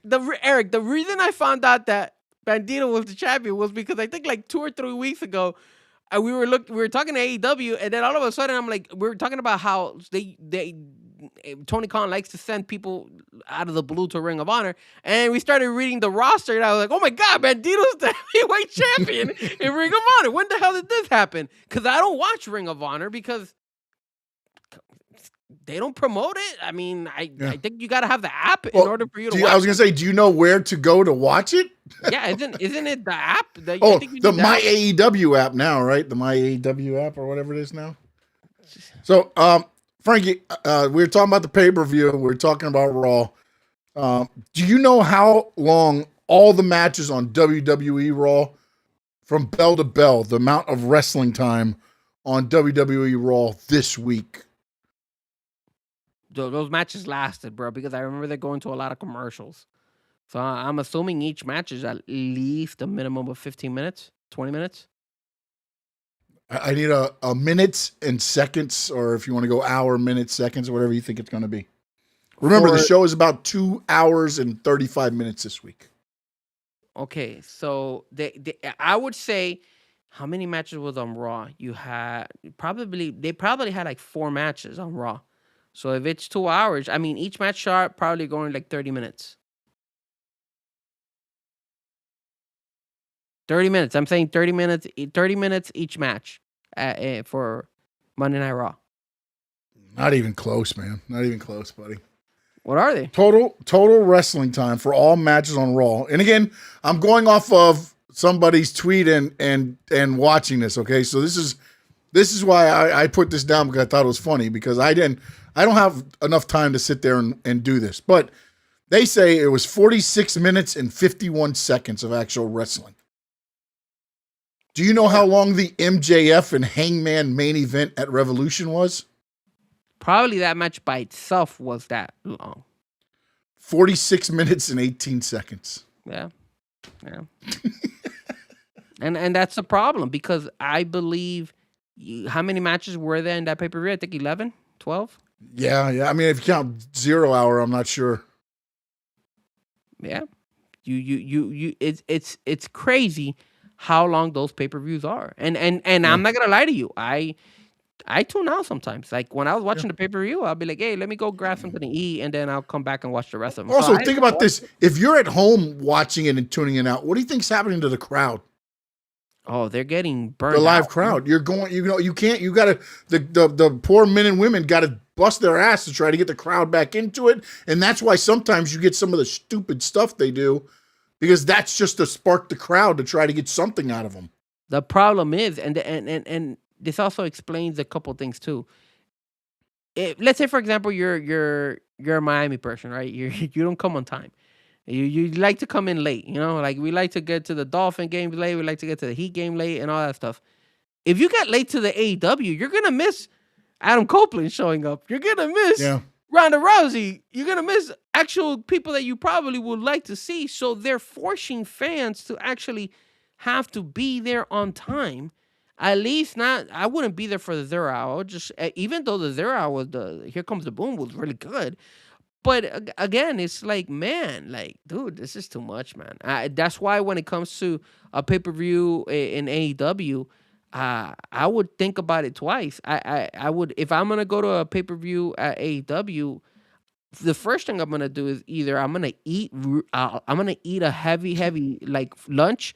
That way I don't have to be like starving myself over there, because I know it's going to be a long day of wrestling. I know it's going to be a long day of wrestling if I go to one of their pay-per-views. So. All right, let's go to another topic that also came out of the Revolution pay-per-view.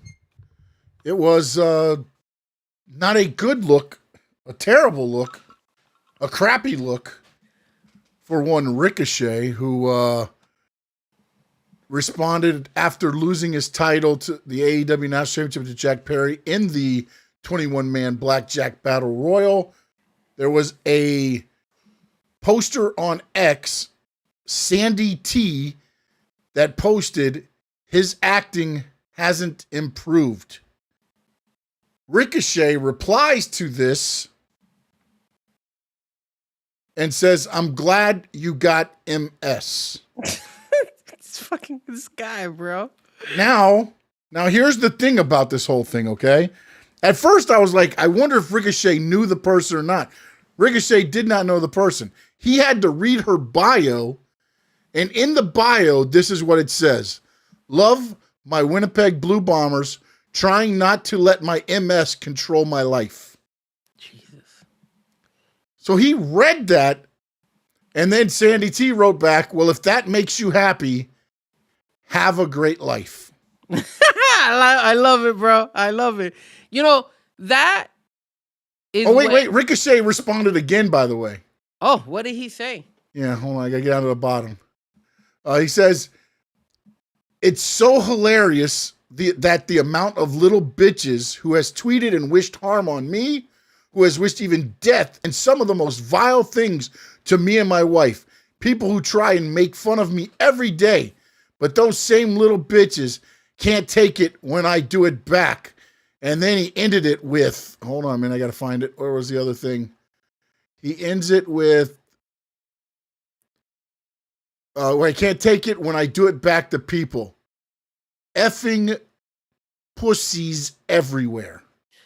Yeah, and good point by Eric, man. Yeah, he might be cooked because there are rumors right now saying that they're gonna fire him. And again, one thing that we learned, both you and me, Sean, is that Tony Khan might own AEW, but he goes based on what, TNT, TBS, those guys, Warner Brothers decides what they want to see and what they don't want to see. Brody King, hey, you're saying these ice chants, get him off TV. We're not going to show him. Hey, you Trey Miguel, which was a good example. Hey, this guy has these these issues before. Yeah, he's not going to be in AEW. And Tony Khan has obliged. So, Ricochet, I think you're gone, dude. Samantha Irvin had to take off she had to shut down her Twitter account because she was getting cooked too. Look, man. Ricochet's not the most brightest guy in the world, bro.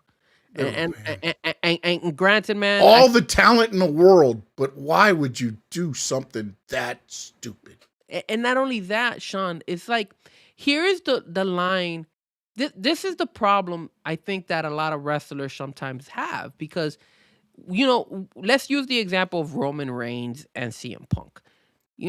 Telling in Roman Reigns in the wrestling story, hey, I'm going to bury you next to your dad. If, God forbid, your father passed away or my father passed away and somebody said that in real life to me, I would freaking punch that person in the face because you're disrespecting me. You're disrespecting my father. I understand that that's the wrestling business. That's the storyline. They're doing all that stuff. But what happens or what tends to happen is that some wrestlers decide that, hey, look, this I could act that way as well outside of the wrestling ring, outside of the TV being on me. And there's not going to be any repercussions. And I think that's what happened to Ricochet. See, that's where I think you're wrong. I think it goes on the individual because MJF does stupid shit and stays in his heel role, and he's never once done something this way. He has said some stuff sometimes that are He has said some stuff, but most of it has been, again, you're not hiding behind that's an excuse. You are who you are. And look, but dude, okay, you're a dumb fan. You're a mark. You do whatever that way if you want to do it that way. You don't go after somebody and say, glad you got MS when you try to read a profile to see that. That is a calculated thing. You specifically went to the profile to see who sent the comment. You read it and then you responded. You had a chance to go, you know what? This isn't the right thing. And instead you're going to say, oh, everybody's like, oh, no, he's just being his heel self. No, there's a difference, man. You could be, you could say, listen, Mark, and this and that. And I get it. People have probably said some vile ass stuff to him and his wife and everything else. But unfortunately, you got to take the high road on some of that stuff because you're the performer. Not saying it's right, but you can't drop yourself down to their level and then be like, oh, you did it to me, so I'm doing it to you. Yeah, but I don't have a contract that has sponsors and people and TV things that I can say whatever I want to say. That's why they're keyboard tough guys. See, but that's where, in my opinion, I feel like some of these guys and gals don't know how to separate the in-ring situation, storylines, and all that stuff compared to the world. They let those things get to them. And it's not only in wrestlers. I mean, you've seen how Kevin Durant has gotten insulted before from fans, and he doesn't hold back. He said some things like that. Didn't go to the extreme of saying somebody who has that, unfortunately, issue or problem. But Ricochet, unfortunately, took it a step further. And obviously, he knows he messed up because he apologized. But they And deleted it, by the way. Oh, he deleted it as well? The tweet was deleted, yeah. Yeah, that guy's an idiot. The guy's cooked. That guy's going to get released. Because, look, man, you've had wrestlers who said some crazy things on social media. Alberto Del Rio has said some stuff. Hulk Hogan has said some stuff.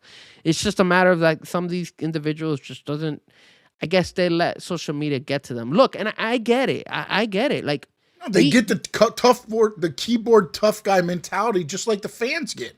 Yeah. Do you think a fan's going to walk up to some of these guys and say what they say online? Oh, absolutely Hell not. no. Absolutely not. Absolutely not. Hell no. But you know what? And no doubt said the internet never forgets. No. Once you put that out there, it's there. You have to think, you know. And again, that's why I think also when you watch people like, you know, CM Punk, Roman Reigns, how often are they on there actually going back and forth with fans? But well, I'll tell you something. When No Doubt says the internet never forgets, I'll say this. The internet never forgets, but people do eventually let it simmer down where they'll allow it eventually. So until something else brings it back up to the top. Trey Miguel. Just saying. Correct. But look at Trey Miguel. He's doing really well in TNA. I'm not saying it didn't work out for him, but again, it's stuff that gets brought back up that has been, you know, almost a decade, you know, past. I mean, it could either come back up or it might eventually like be put under the rug, right? Like I'll give you a perfect example. And funny enough, we're talking about this. I was talking to my friend earlier today, and a song that's trending a lot right now is "The Baby." I don't know if you know who The Baby is, but he's a rapper, and The Baby was doing really, really, really big a couple of years ago during that COVID time when he took out his album. He had a freaking that blew him up, but he started going after the transgenders, and when he did that, that killed him. Like he disappeared completely, and think about it now. Up till now is when he's starting to take out music again because he's had to let the smoke kind of clear away in order for him to kind of try to rejuvenate his career. So this happens to everybody in social media. When you just have to have a thicker skin, bro. And if you can't, if you see people saying these things and stuff like that, man, just don't respond. Just turn off your phone and walk away and be like, whatever. People get away. You forget about it. I might be having a bad day and I might react. Look, I kid you not. We had this once happen to us while we were on the podcast. Somebody was cracking jokes about both of us, and obviously we blocked them. But we blocked them because at the end of the day, we never insulted that person. That person insulted us. So yes, there is, to a certain extent, you have to go ahead and respond, but not to the level of Ricochet where, hey man, this person kind of heckled me for a minute, so let me go even harder on her and insult her. And like you said, he had to read the profile and everything, and it's just unnecessary. And if he gets fired, bro, it's gonna suck, man, because I think he's done a really good job in the AEW. He's had a better run in AEW than in WWE. No, definitely, because AEW fits him better than WWE does. Like, I can't believe Javon Evans is getting, you know, again, it becomes to where Javon Evans came at the right time when it wasn't VKM. VKM guys were not gonna, if you're not a certain build, you weren't gonna get pushed back then. By the way, the first ever AEW wrestler to go and sign with CMLL has been announced. We were just talking about how AEW is stealing CMLL guys. Okay. Well, CMLL has stolen an AEW competitor. Official as of tonight. Claudio Castagnoli as CMLL. They even got a little banner. Instead of is all elite, they're now as CMLL. Okay, good. Look at that. Maybe AEW gets a taste of their own medicine, bro. No, he signed a dual contract. He's wrestling for both. No, never mind. I will say this as well. Was it? Shout out to AAA. They had a hell of a weekend. Mm-hmm. Shout out to NXT. They had a really. By good the way, real quick, El Jefe, great job with AAA. The Undertaker. Yes. Yeah.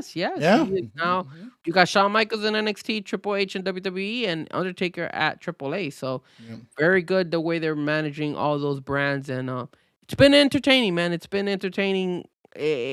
Certain things they need to tweak and they need to get better on, but I will say this: I do like NXT. I think NXT yesterday's show was great. I thought it was actually really good.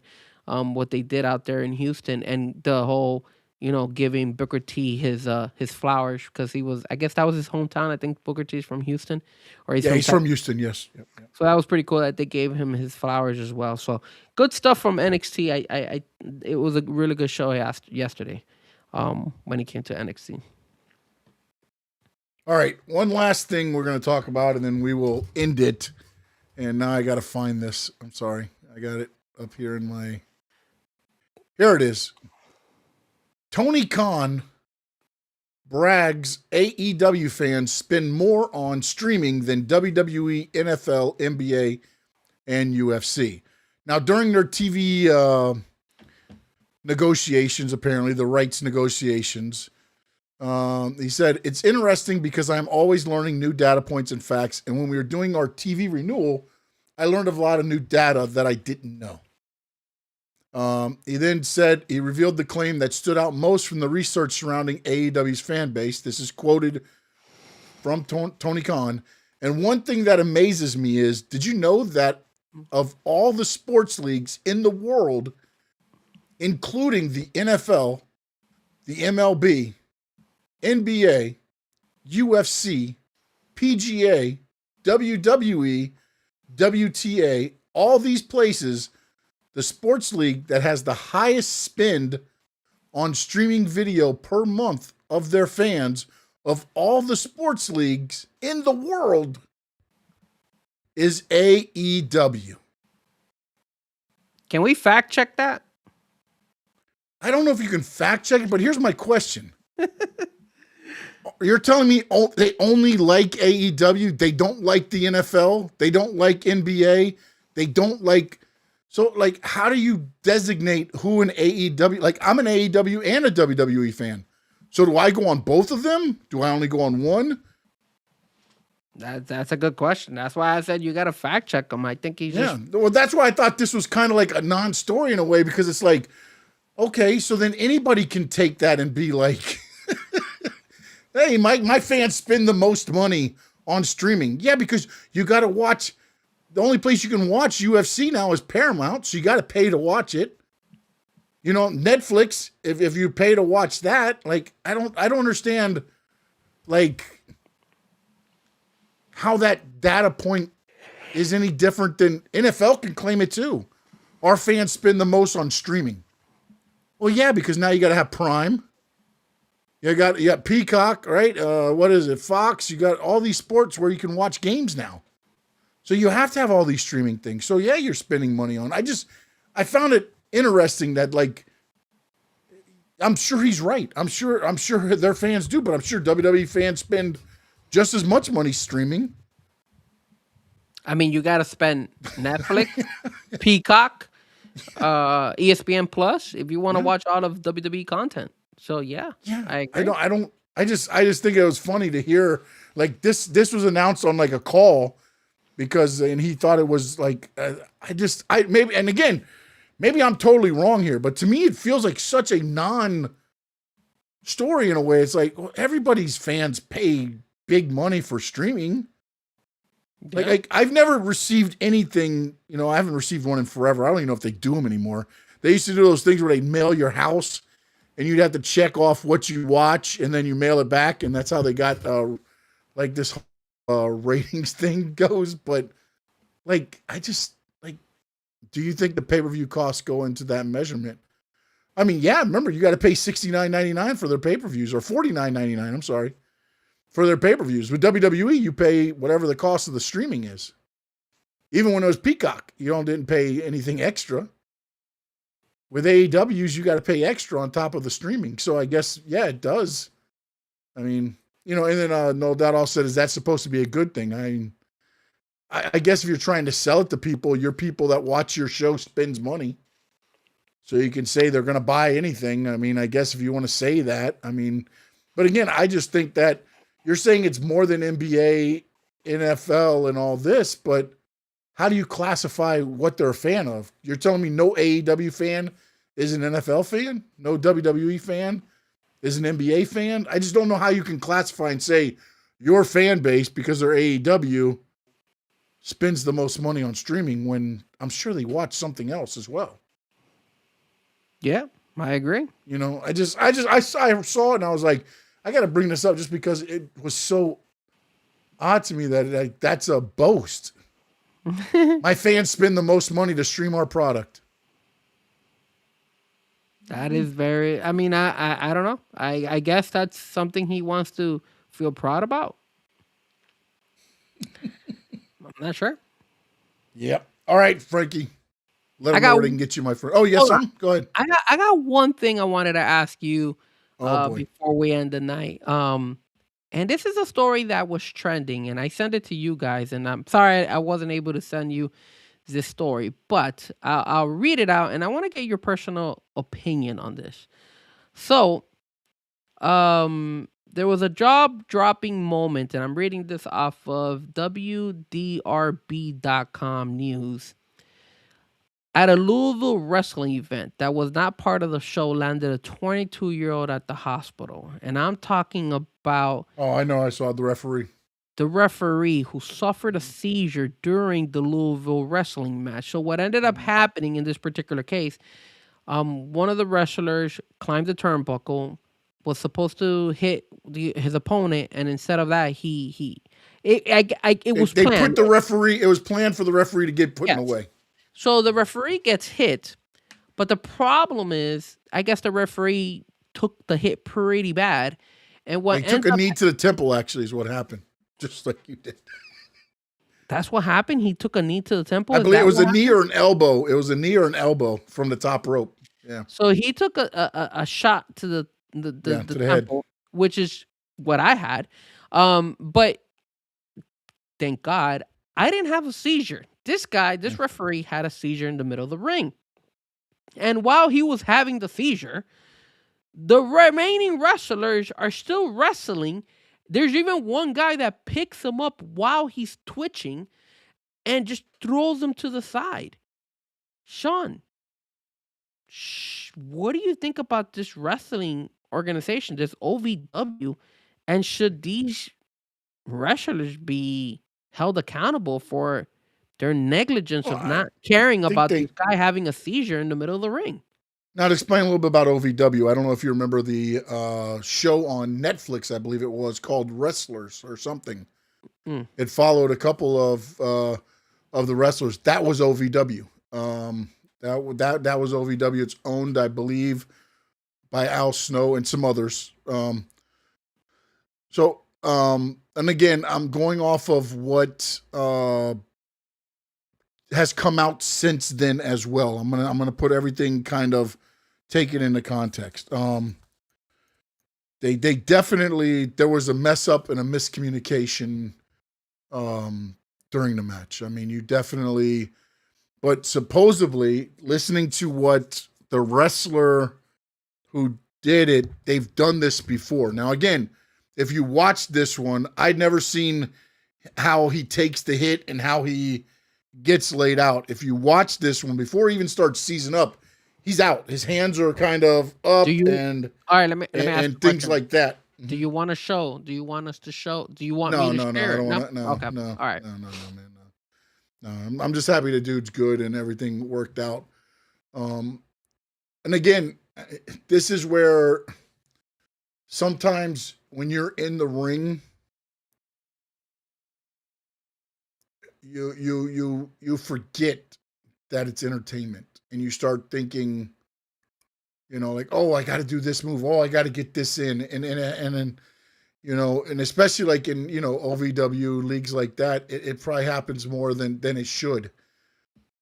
They wanted to get their stuff in and finish the match, so he kind of pushes the guy to the side, which he says he's done before when they've done this before. This is the first time I've done this spot, so he kind of kicks him away, and he rolls him over, and he picks him up, and he says, and again, I'm going off of what he said, and nobody came back from the people that have been involved in it and said, again, crappy situation. No, it should not have happened.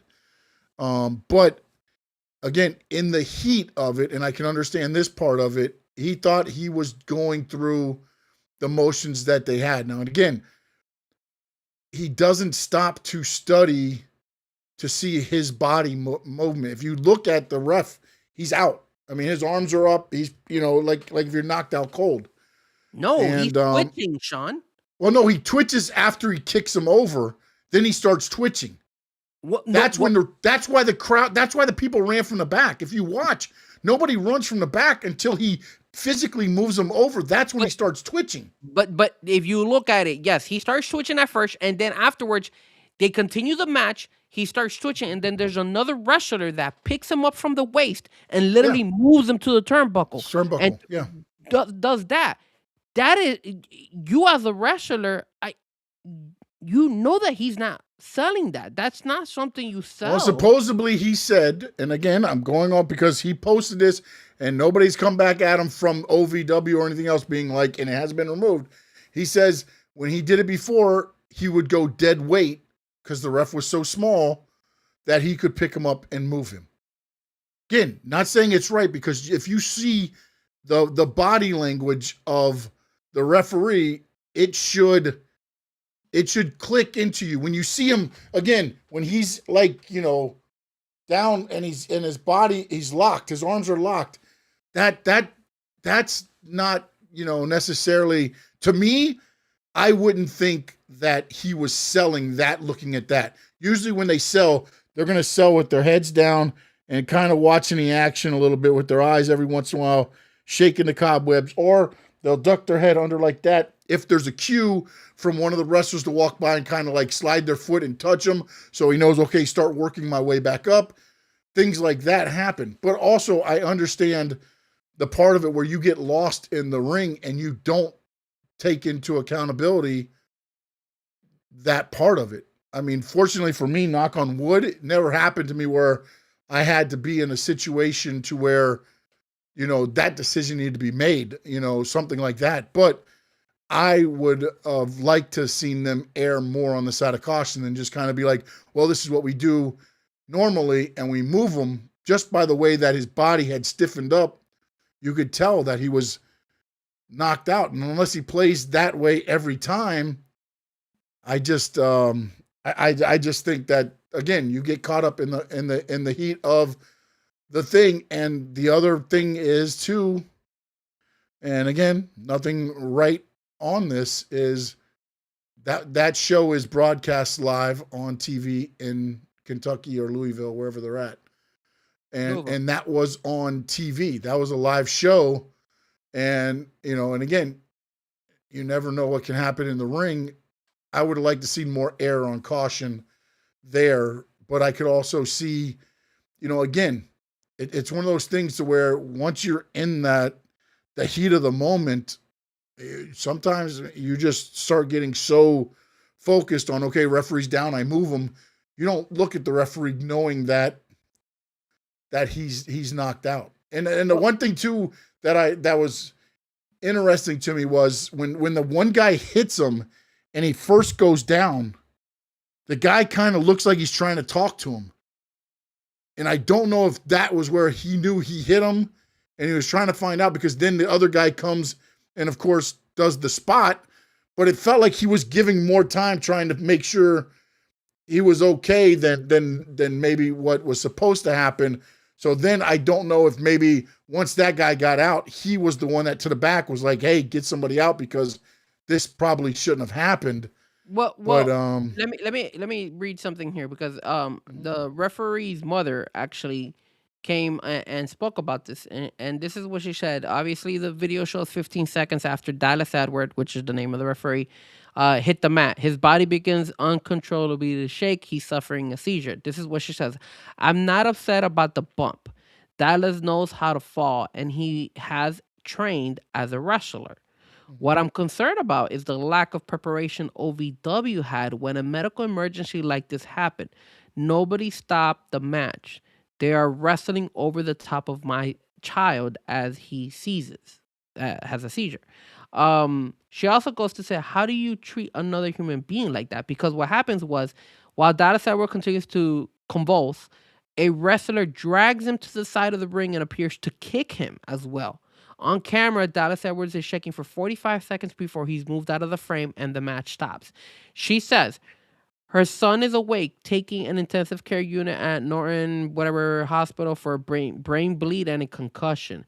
There is medical, okay, whatever. In this unprecedented situation, the person who would normally make the assessment was the one who needed assistance, said Al Snow, former WWE wrestler.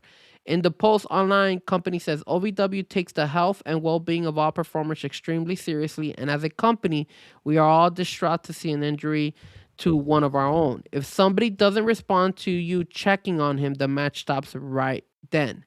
Pro wrestling is heavily regulated in the state of Kentucky with strict rules on when a match must be stopped for blood, requiring a report, a video of the incident to be turned over the Kentucky Boxing Wrestling Commission within 5 business. However, there is no requirement currently to stop a match for an injury without blood. So, my question to you, Sean, because now this is another factor here. Again, it says when there's blood, they have restrictions as to when they should stop, but there's no requirement currently to stop a match for an injury without blood. Should that be implemented? Should they find a way to implement a way to see, hey, look, if the person immediately has or starts acting in a sense, you immediately have a referee or have somebody else come inside the ring. Well, the problem is this was the referee. That's the problem. Well, another person. What they need to do, they need to have the ring announcer or one of the announcers that are watching the match and not participating in be the one to make that call. Because as you know, again, usually it's the referee making the call if one of the wrestlers gets hurt. Now, what happens when the referee is the one that is down and you can't, who's signaling the X? You know, maybe have 2 referees out there then. One in the ring and one outside. Not two, but again, you have announcers, you have timekeepers, you have plenty of people out there. You saw, again, I'm just trying to, like, the only thing that like, because like I said, he was in the ring and he was stiff and he as you said, he was seizing and stuff. Like, how did he sell before to where nobody in the back was like, this isn't right? You're watching the TV. You have a monitor in the back. So again, my question, and again, I'm not saying, you know, like I said, I mean, I've been in the battle to where you're focused on the thing. It's not right. I'm not saying it's right. I'm just trying to give that end of it. When you're looking at wrestling and you're thinking you're entertaining the crowd, I don't know how the referee sold. You know what I'm saying? So, like, and again, once he starts seizing, everything should have been halted. But why didn't anybody from the back come out and be like, you know, like there was no stopping anything anywhere. Like, the back didn't come out until he physically moved them over. And then did somebody see something? Like, that's the part where every show I've been a part of, you have somebody watching the screen in the back. If something goes wrong, then like for instance, one time we had somebody that was going too long in a show. Okay. All right, give me all the heels. All the heels come out. Boom. Go down there and just whoop his ass. Okay, go. Boom. You're telling me somebody didn't notice that, hey, Dallas sells usually like he's knocked out like that, but his feet are shaking, his legs are shaking, he's seizing. There's more going on here than what is normal. That's the part that like something is off there. Was nobody watching the match? But you had commentary calling the match because they called the spot. And then they kept, like it's tough, man, because I mean, yes, they're at fault regardless. You're in the ring, you're a team in the ring. But the problem is the referee is usually the one that is assigned to send the X. That's where, again, when you talked about with the social media, wrestlers have to know when to be able to cut it off. In the ring, you have to be like, that's not right. We got to stop this. Was the Dallas Edwards' spot to act like he was having a seizure after getting hit? I'm sure it was not, but I don't know how he sells. There's some referees, when they got hit, there used to be a referee, Mark Curtis. When he'd get hit, he would flop around the ring like a dead fish. Like a fish when you got caught. That's how his body would go. Interesting. But again, nowadays, they care about the wrestlers. Back then, they didn't care. They would physically take you and throw the referee out of the ring, no matter what.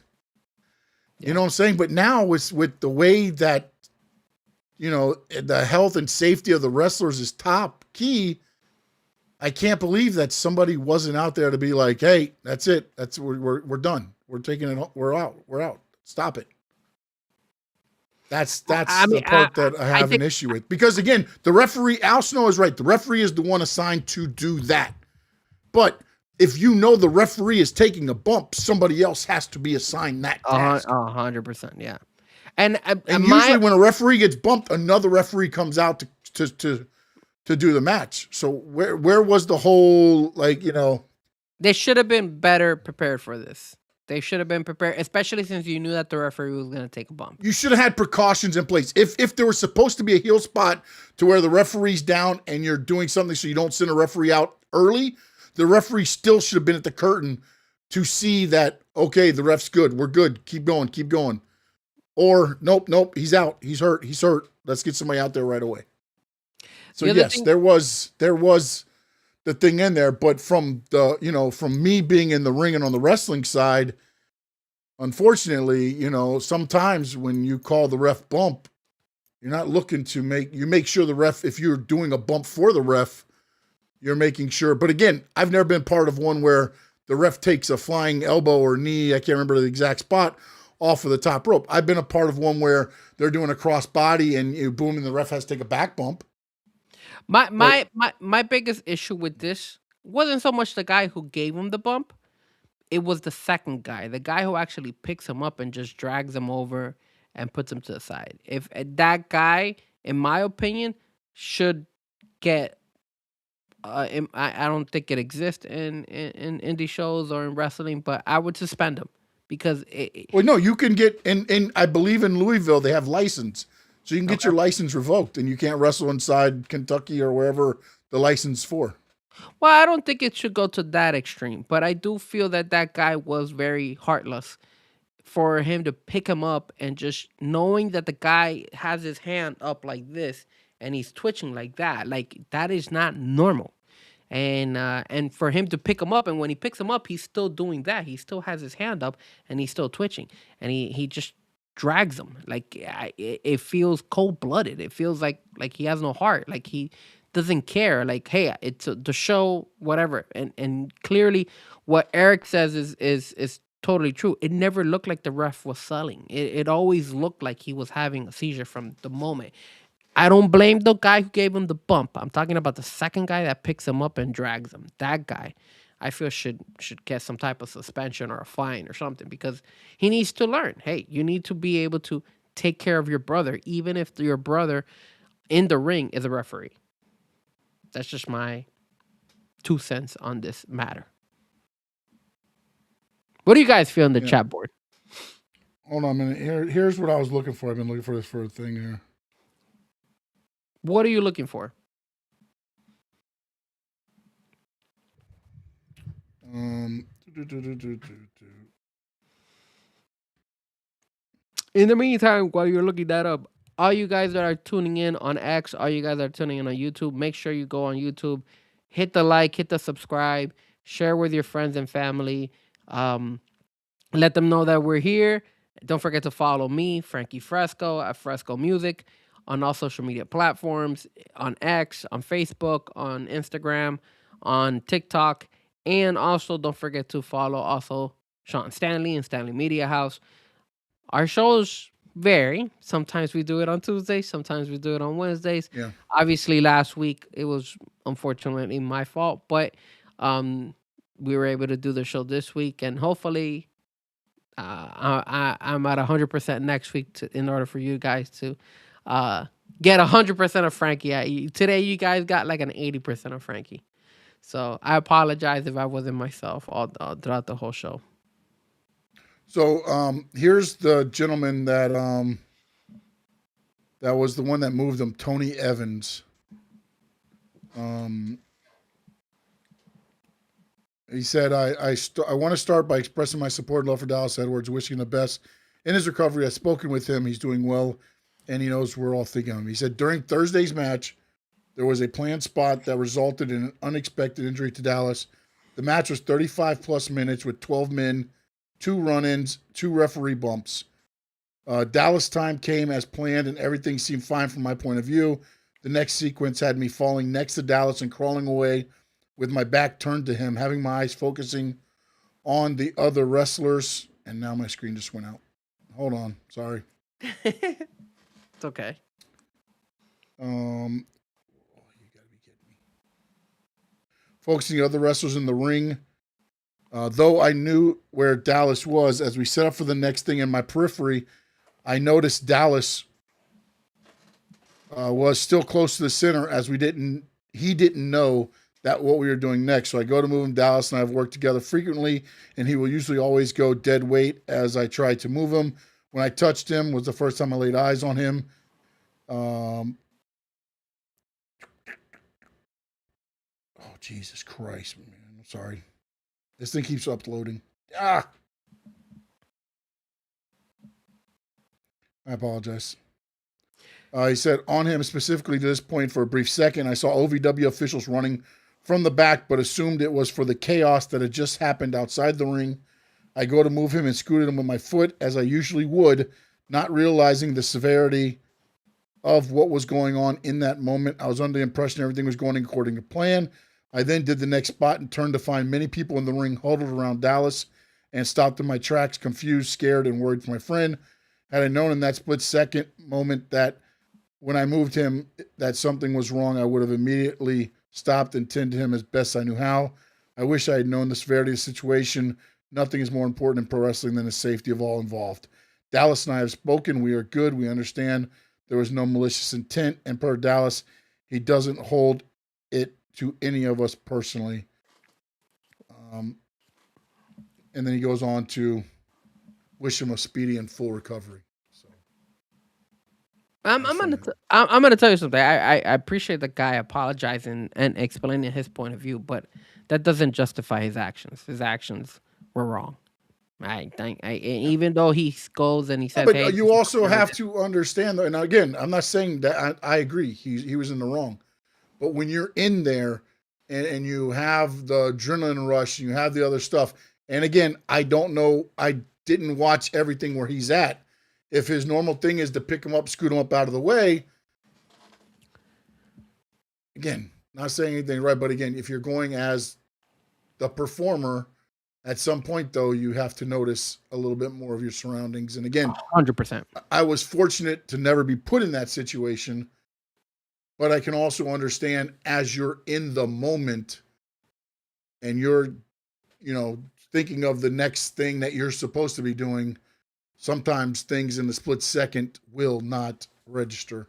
I will tell you something, Sean.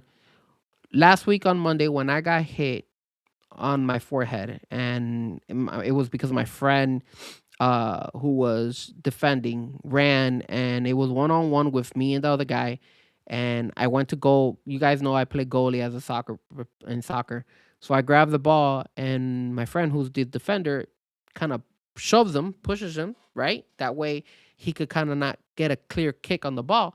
So he loses control and he hits me on my forehead, and I get this huge hematoma right here. I go down immediately. I will say this: there was maybe one or two people back.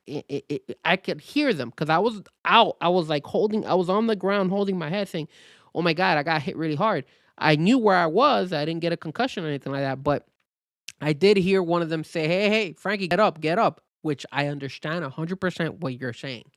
Whereas sometimes people just assume, "Hey, look, no harm, no foul. This happens. This is what this is the sport that we're in, right? You're in a wrestling ring. This could happen, but it's never gone to this severe. And like you said, thankfully in your career, you never experienced that. I've never been in a wrestling ring that I could say that has ever happened to me.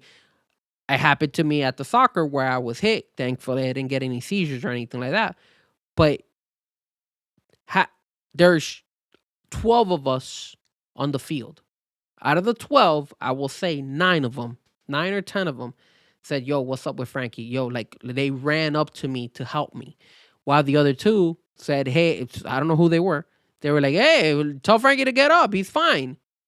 Not knowing the severity of my injury. So again, Yeah, I'm but not gonna, again, this is the only thing I'll say about that part of it is this. In your situation, the plan wasn't for him to get hit and his knee to hit your head. So it was supposed to happen. This was a planned part of the match for him to take the bump. but in soccer, when you're playing like that, I have gotten hit to the point where I've gone down, but I've been able to bounce back up. And No, so I get that. But again, it's something that's not planned. so So okay, it will catch other people to be like, hey, is Frankie okay? That wasn't supposed to happen. In a match, that was the plan for that to happen. but here's the thing. And again, I'm not saying it's right. What I'm trying to say is the reason everybody's going to attend right away to you getting the knee to the head is the fact that It wasn't planned. that I wasn't supposed to happen. And now Frankie's on the ground. What's going on? You know what I'm saying? Like that. Whereas if they know, oh, Frankie's taking a knee to the head right now, and now you go down, maybe they're not as quick to go, Frankie, no, it's okay. It's what's supposed to happen. Fair. You know what I'm fair saying? enough. And again, I am not saying any of this was right, but again, it's just the fact that you have an understanding of what's supposed to happen, how it's supposed to look, and how it looks. And So that's why initially when the bump happened to Dallas Edwards, I could understand the guys. I could understand the guy who did the bump on him get up and kind of check on him, and like you said, he does try to talk to him. My concern is, or when I feel like, hey, people have dropped the ball, or I guess you could say like you need to be able, and I know it's hard because it's at the heat of the moment. You need to be able to separate um, the wrestling from reality. Is when the second guy picks him up and just moves him. That is the part that yeah. I said, man, you need to separate that, bro. Because unfortunately, literally, if you look at the video, guys, the guy's having a seizure. The guy's hand is up. The guy's twitching like crazy, and this guy just picks him up like he's a rag doll. no, that's what I'm saying though. Is like I don't know how he normally would sell. And again, I'm not saying all of it's wrong. Once the guy goes down and again from the video, if you watch it, you can tell he's locked up and then he starts seizing. Right there, there's again, there's 12 people in the match. Somebody's got to be like, okay, this is no longer the match. This is somebody's, health and do that. Whereas normally the ref would be the one that's in control of that. Yeah. So at that point, you have to have somebody else designated where if something goes wrong to make that call. And that's where, and again, I don't know the experience level of everybody involved, but again, you would hope that as human beings, you're just like, that's not supposed to be happening. We need to make sure he gets help. So, I'm just trying to say that from my time in the ring, I do understand how you get the adrenaline rush and you may think that it's part of the match. Not saying that, again, if I picked him up and moved him, it'd be wrong too. But I do understand the thinking of it when you're going through all the parts of the match. But again, I watched it and you see the first guy try to I don't know if he was doing the whole selling thing by trying to talk to him to make sure he was okay before he got thrown out of the ring or not. But you could tell that he seems to look like maybe something might not be right. Yeah. Yeah. That first guy, you could tell that he's realizing, he's like, oh crap. The second guy is when I'm like, damn, that guy made a huge bad call and just didn't. Yeah, but and again, but the call should have been made way before the second guy got there. He's already in the ring for 20 seconds before the guy even slides him out of the ring. And the only reason he really slid him out was because the spot was supposed to happen right on top of the ref. Yeah. They would have bumped where he was. Yeah, it would have been. You know what I'm saying? And it's like, man, at that point, you got to, Frankie, I got some bad news for you about Dynamite tonight. What happened? Again, I know this is from WrestleTix, and they're not AEW or WWE. They're kind of right down the middle. Darby Allin challenges MJF, and it got zero reaction. Although he said even Swerve's introduction, not much, and some are saying it might be the crowd. So we'll see. It's happened in WWE as well. That one crowd they had where it was just terrible. But Frankie, let them know where they can see you, my man. Again, like I said earlier, Fresco Music. You could catch me on all social media platforms. Squared Circle Digest. We usually do it on Tuesdays. Today we did it on Wednesday. And then obviously, if you want to tune in and check me out, I also DJ around South Florida. So just follow me on my social media platform on Fresco, Frezko. And don't forget to follow my friend Sean Stanley. We both work together. We both want to grow the channel. Hit that like, hit the subscribe, and tune in next week when we come back for another show. You can check me out, SS_Sports Talk on X, Stanley Media House everywhere else, Stanley Media House Network on YouTube. Want to thank No Doubt. Eric Murias was in as well. We had Tony was in, I believe. I saw him once. Oh, I didn't even see him. Oscar C was in. Adrian was in. Grayson Gregory, appreciate you. That's a new name. Appreciate having you in. Sneak Attack 305 was in as well. You know, Sneak Attack was there. Yeah, he snuck in on us. He snuck in. That guy. Rydery24, appreciate you. That's a new name as well. Hope you come back and join us on the channel. Papa, appreciate you as well for tuning in. Want to thank each and every one of you that was on. If you're on X, don't forget, jump over to one of the two YouTube channels. Jump over to both of them, actually. Hit that subscribe, hit the follow, hit the notifications. Frankie Fresco or Stanley Media House and Stanley Media House Network.